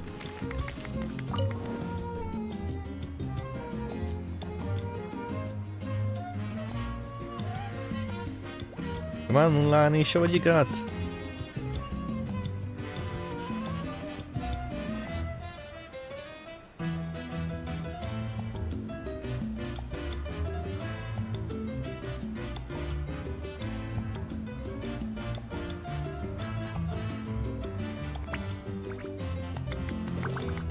Okay, I guess she's just cheering for the two dancer in the middle. Or not.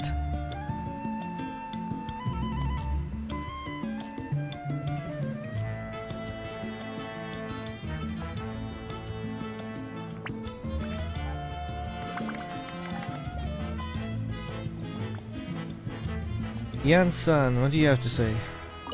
It cost us a lot, but we got Kachina back safely, and that's what matters. There'll be even tougher challenges coming our way in the days ahead, though. We'll have to train harder, make sure we're in peak condition. That includes you, Paimon. I can do a special one-off session to show you the ropes. Interested? No thanks.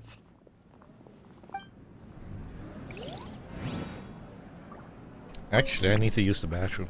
I'll just watch that. I'll be right back.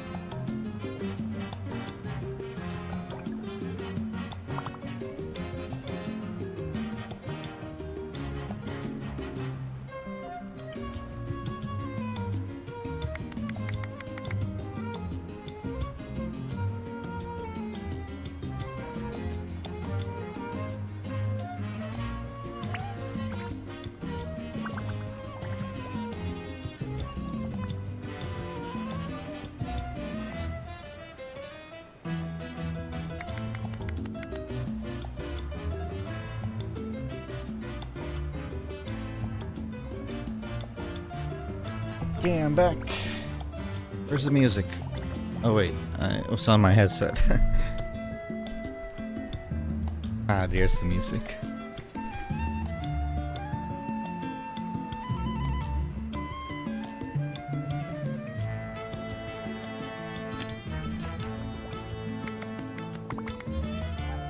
Right, okay, what's your name? Scav something? Oh, Chaska. It's rare to meet travelers as strong and brave as yourselves. I raise my glass to you. You should go out your nation more. Anyway, my sister's already gone back to our tribe. She has patients to treat. What are those? Oh, we actually ran into her on the way here and, well, Paimon just thinks she really cares about you. Yeah, I'm planning on visiting home myself in a few days.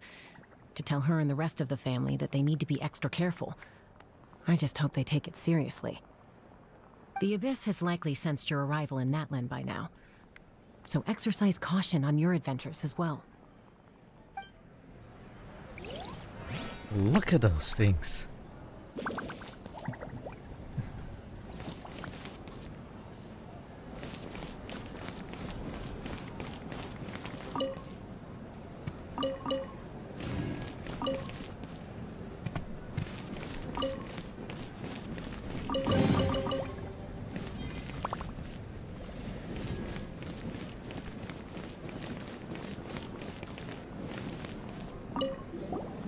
I've been through so much all at once.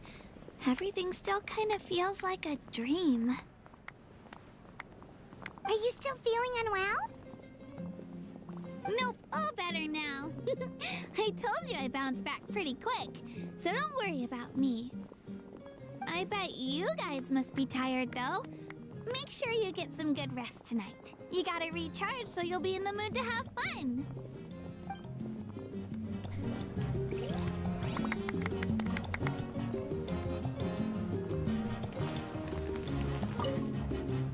All right, Kachina, let's party! I'm a little embarrassed. Don't be. Come on, you're the star of the show today.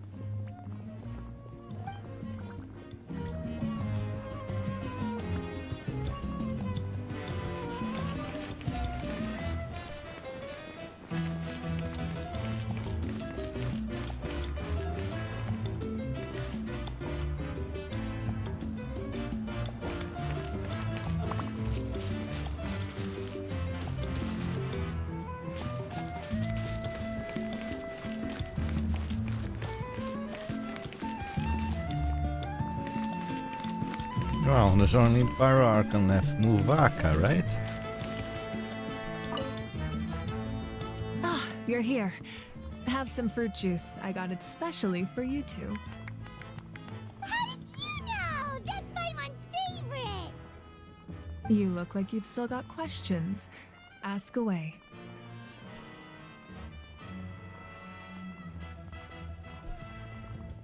Isn't your plan a little convoluted?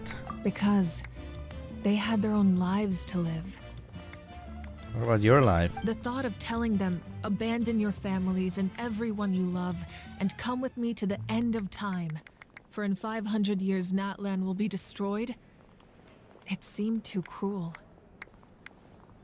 You could just as easily point out that everything in this world would come to an end eventually. But life is short, and beyond a point, it just doesn't seem real. Life is not short. Life is long. Imagine if I said, let's leave right now and go save the sun because it'll flame out in a few million years. It would sound quite ridiculous.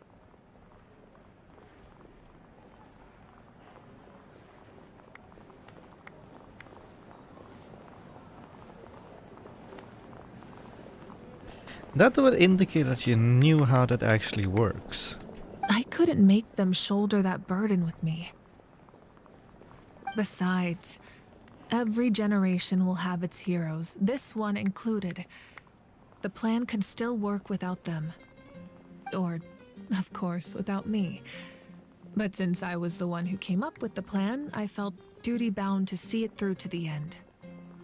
Paimon's suddenly remembering that portrait in your room. Was that your family from back then? Yes, it was. So when you asked me who my sister grew up to be, the truth is that very little information survives. From what I've been able to piece together, I can conclude with a reasonable degree of confidence that she ended up as an architect and artist. She played an instrumental role in rebuilding the scions of the Canopy tribe, designing and building many houses. But of course, none of her buildings are around anymore. Still, it was an impressive achievement, and I'm very proud of her.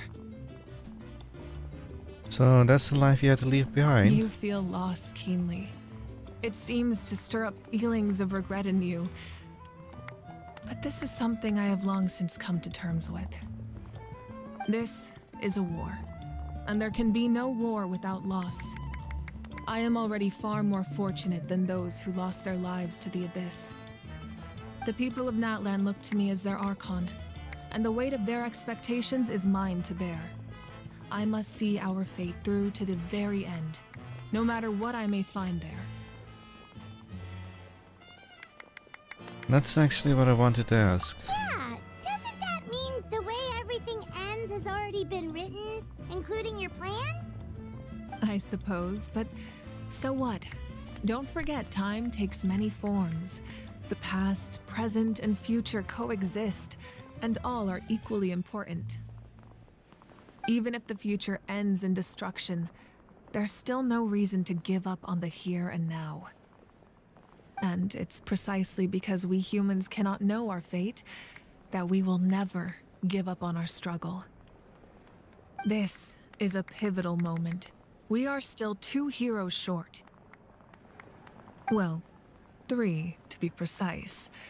There's one further hero who I'm hoping to get on my side, whatever it takes. No, I don't want to be here. Let's leave Natlan. Let's go. Your resistance to the corrupting power of the Abyss is truly remarkable, It would easily make you an all-important figure in the upcoming battle.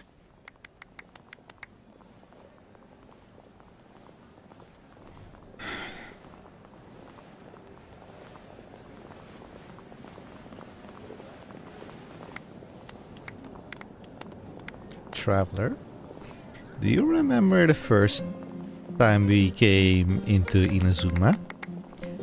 And at the on the first island, and you were basically going to leave because the NPC, I forgot what her name was doing an unreasonable request. You were like, ugh, no, I'm out of here. And you were about to leave. And you were literally leaving, and she said, no, wait. Turn around right now and leave.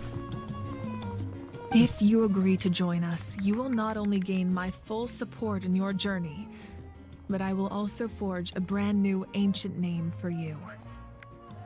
Why would I want that? Ancient names can be forged? They can. Several strict conditions must be met, but if they couldn't be forged at all, then the number of them in circulation would have long dwindled to 0. Possessing an ancient name would mean that your adventures in Natlan are recorded in full. Your stories would be remembered by our people for all the years to come. But Muvaka, I do not care about glory at all. The Ode of Resurrection may have temporarily lost its power, but still, take this as my personal guarantee that I shall never let you fall. Just like in the Night Kingdom, I will be there for you. That is a promise I will fulfill at all costs. This nation always honors its heroes. You don't have to promise me anything. Yeah, we can't just ignore the situation here. Yes, we can. Wonderful. Then I'll reach out to Shilonen right away. She's the one who will forge the name. Ooh. We've never forged an ancient name for an Outlander before, but I trust she'll find a way.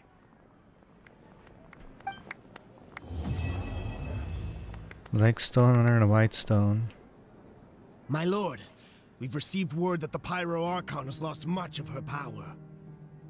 Although your injury complicates things, this is most certainly the opportune time to seize the Gnosis.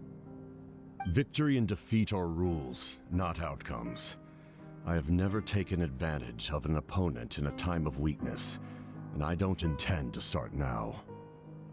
As for you, I must confess, I did not expect that little trick of yours to save the day. No matter how dense the fog, as long as the sun remains, we cannot turn day into night. She could have dispelled it. She simply chose not to. Capitano, could you be one of the heroes? You don't have much time, and you're injured on top of that. What do you plan to do next?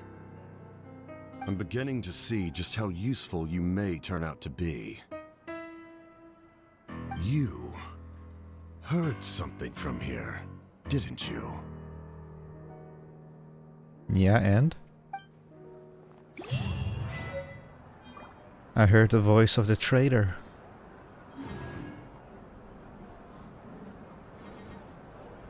Now what?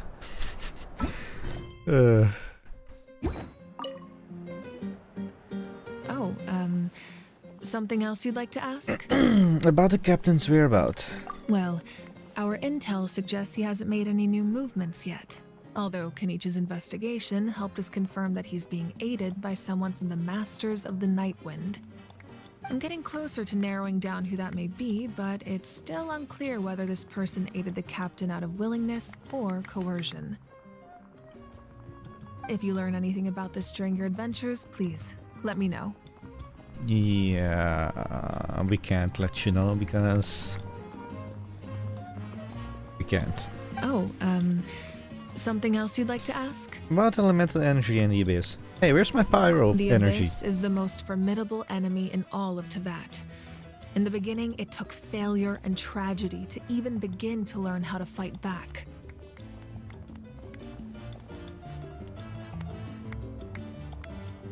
All of the methods you've seen in other nations were developed based on experience and insight passed down over generations.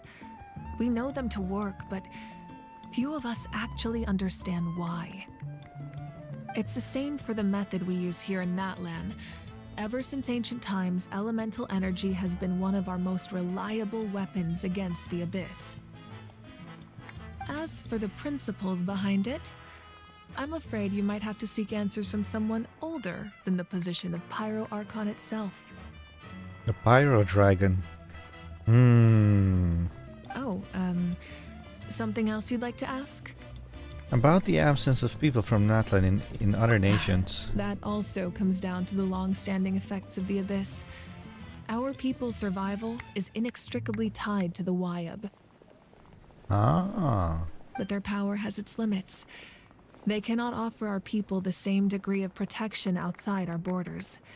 In fact, people who do decide to leave often suffer from memory loss and emotional issues. Everyone in Natlan understands this. That's why our people never leave without a good cause. Even if someone is left with no choice, the chief of their tribe must seek approval with the Wyab to grant them leave. And the Wyab have always been very strict about granting that approval, since extending protection beyond our borders means consuming power reserved for our fight against the Abyss. Still, there's no need to worry. The Wyab extend their protection to all within Natlan, including visitors from afar. Oh, something else you'd like to ask? No.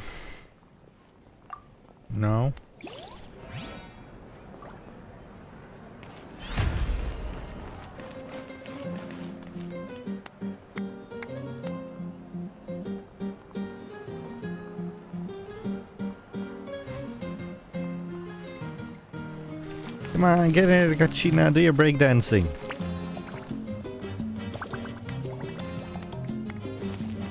Oh wait,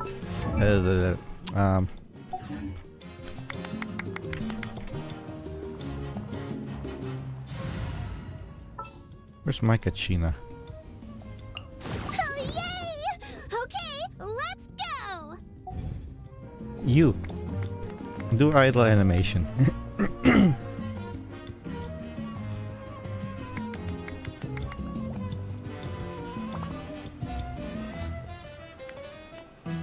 I'll give you 1 minute.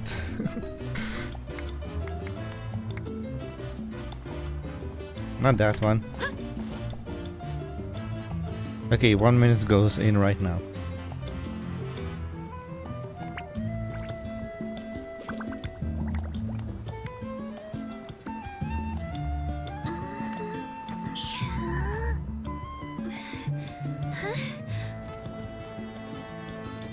Yeah, show 'em how it's done. That's the way.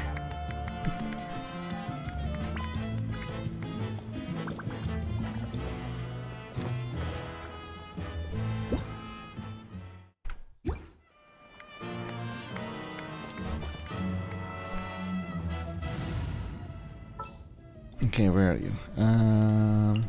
Witness my magnificence! Anyway, so yeah, that was version 5.0 completed. So I'm gonna sit down right here.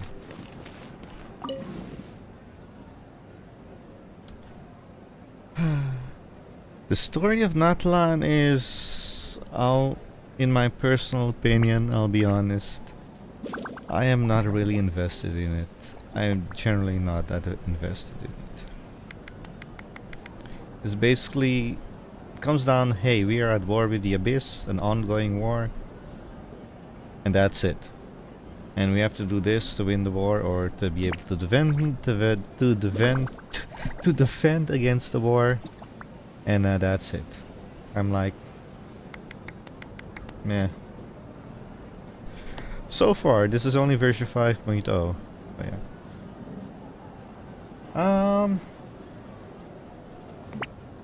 So there are 2 more heroes, and apparently Capitano is dying or something. He doesn't have much time. I don't know what it is.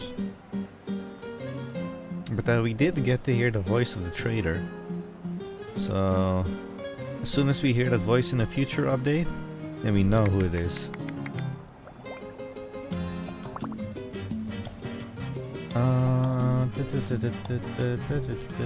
Anyway, we're gonna end it here.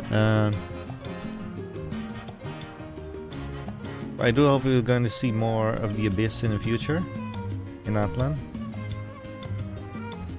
because I'm more interested in them than I am in Atlan in general. I'll be completely honest, it's just my personal opinion. Yeah.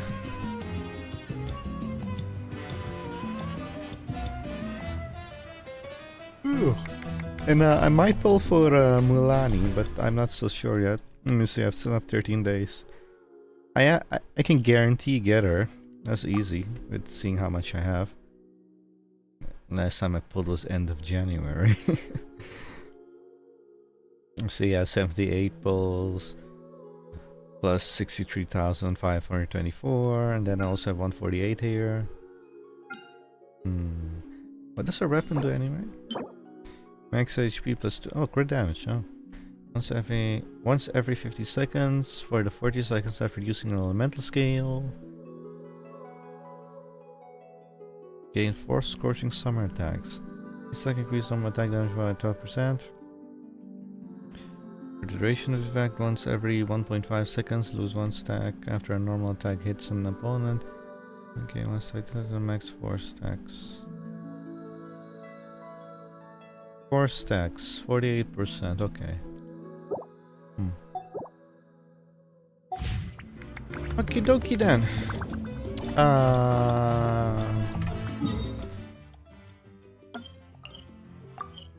So yeah, maybe this upcoming Sunday we're gonna do a live stream of exploring Natlan, maybe. Either that or it's going to be a Wukong stream. I know Saturday I'm gonna do a Wukong stream, but I don't know for Sunday yet. Wait, there's a teleporter here in the water? What the?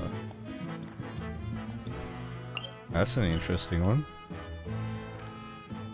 Wait, how do you even get there?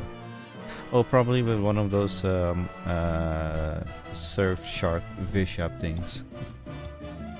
Anyway, we're gonna end it here, and yeah. Look at all these icons, Jesus, in such a small area too. This is Natlan 5.0, this little thing here. You know what the Fontaine's 5.0 was? This entire piece all the way here. That was Fontaine. Natlan is like this, and that's with the water and the undergrounds area as well. And Natlan is like this size, like half, or like 60-70%. Like, huh? It's literally the size of this. Wow. So either Natlan has a lot of underground places, it better, but because if it doesn't, then this is a huge disappointment of a 5.0 patch, area-wise. Anyway, we're gonna end it here, and I'll see you guys the next time. It should be guaranteed Saturday for Wukong stream. Sunday will either be Wukong or a Genshin stream. I don't know yet. We'll see. Anyway, I will see you guys next time. Oh yeah, there's still Wednesday, Thursday, and Friday. I don't know what I'll do then. Maybe I'll throw in a secret stream. Anyway, I'm gonna end it here, and I'll see you guys next time. Nahida, throw an ultimate for us. I just realized Nahida breakdancing. That would be something. Anyway, I'll see you guys next time. Until then, see ya.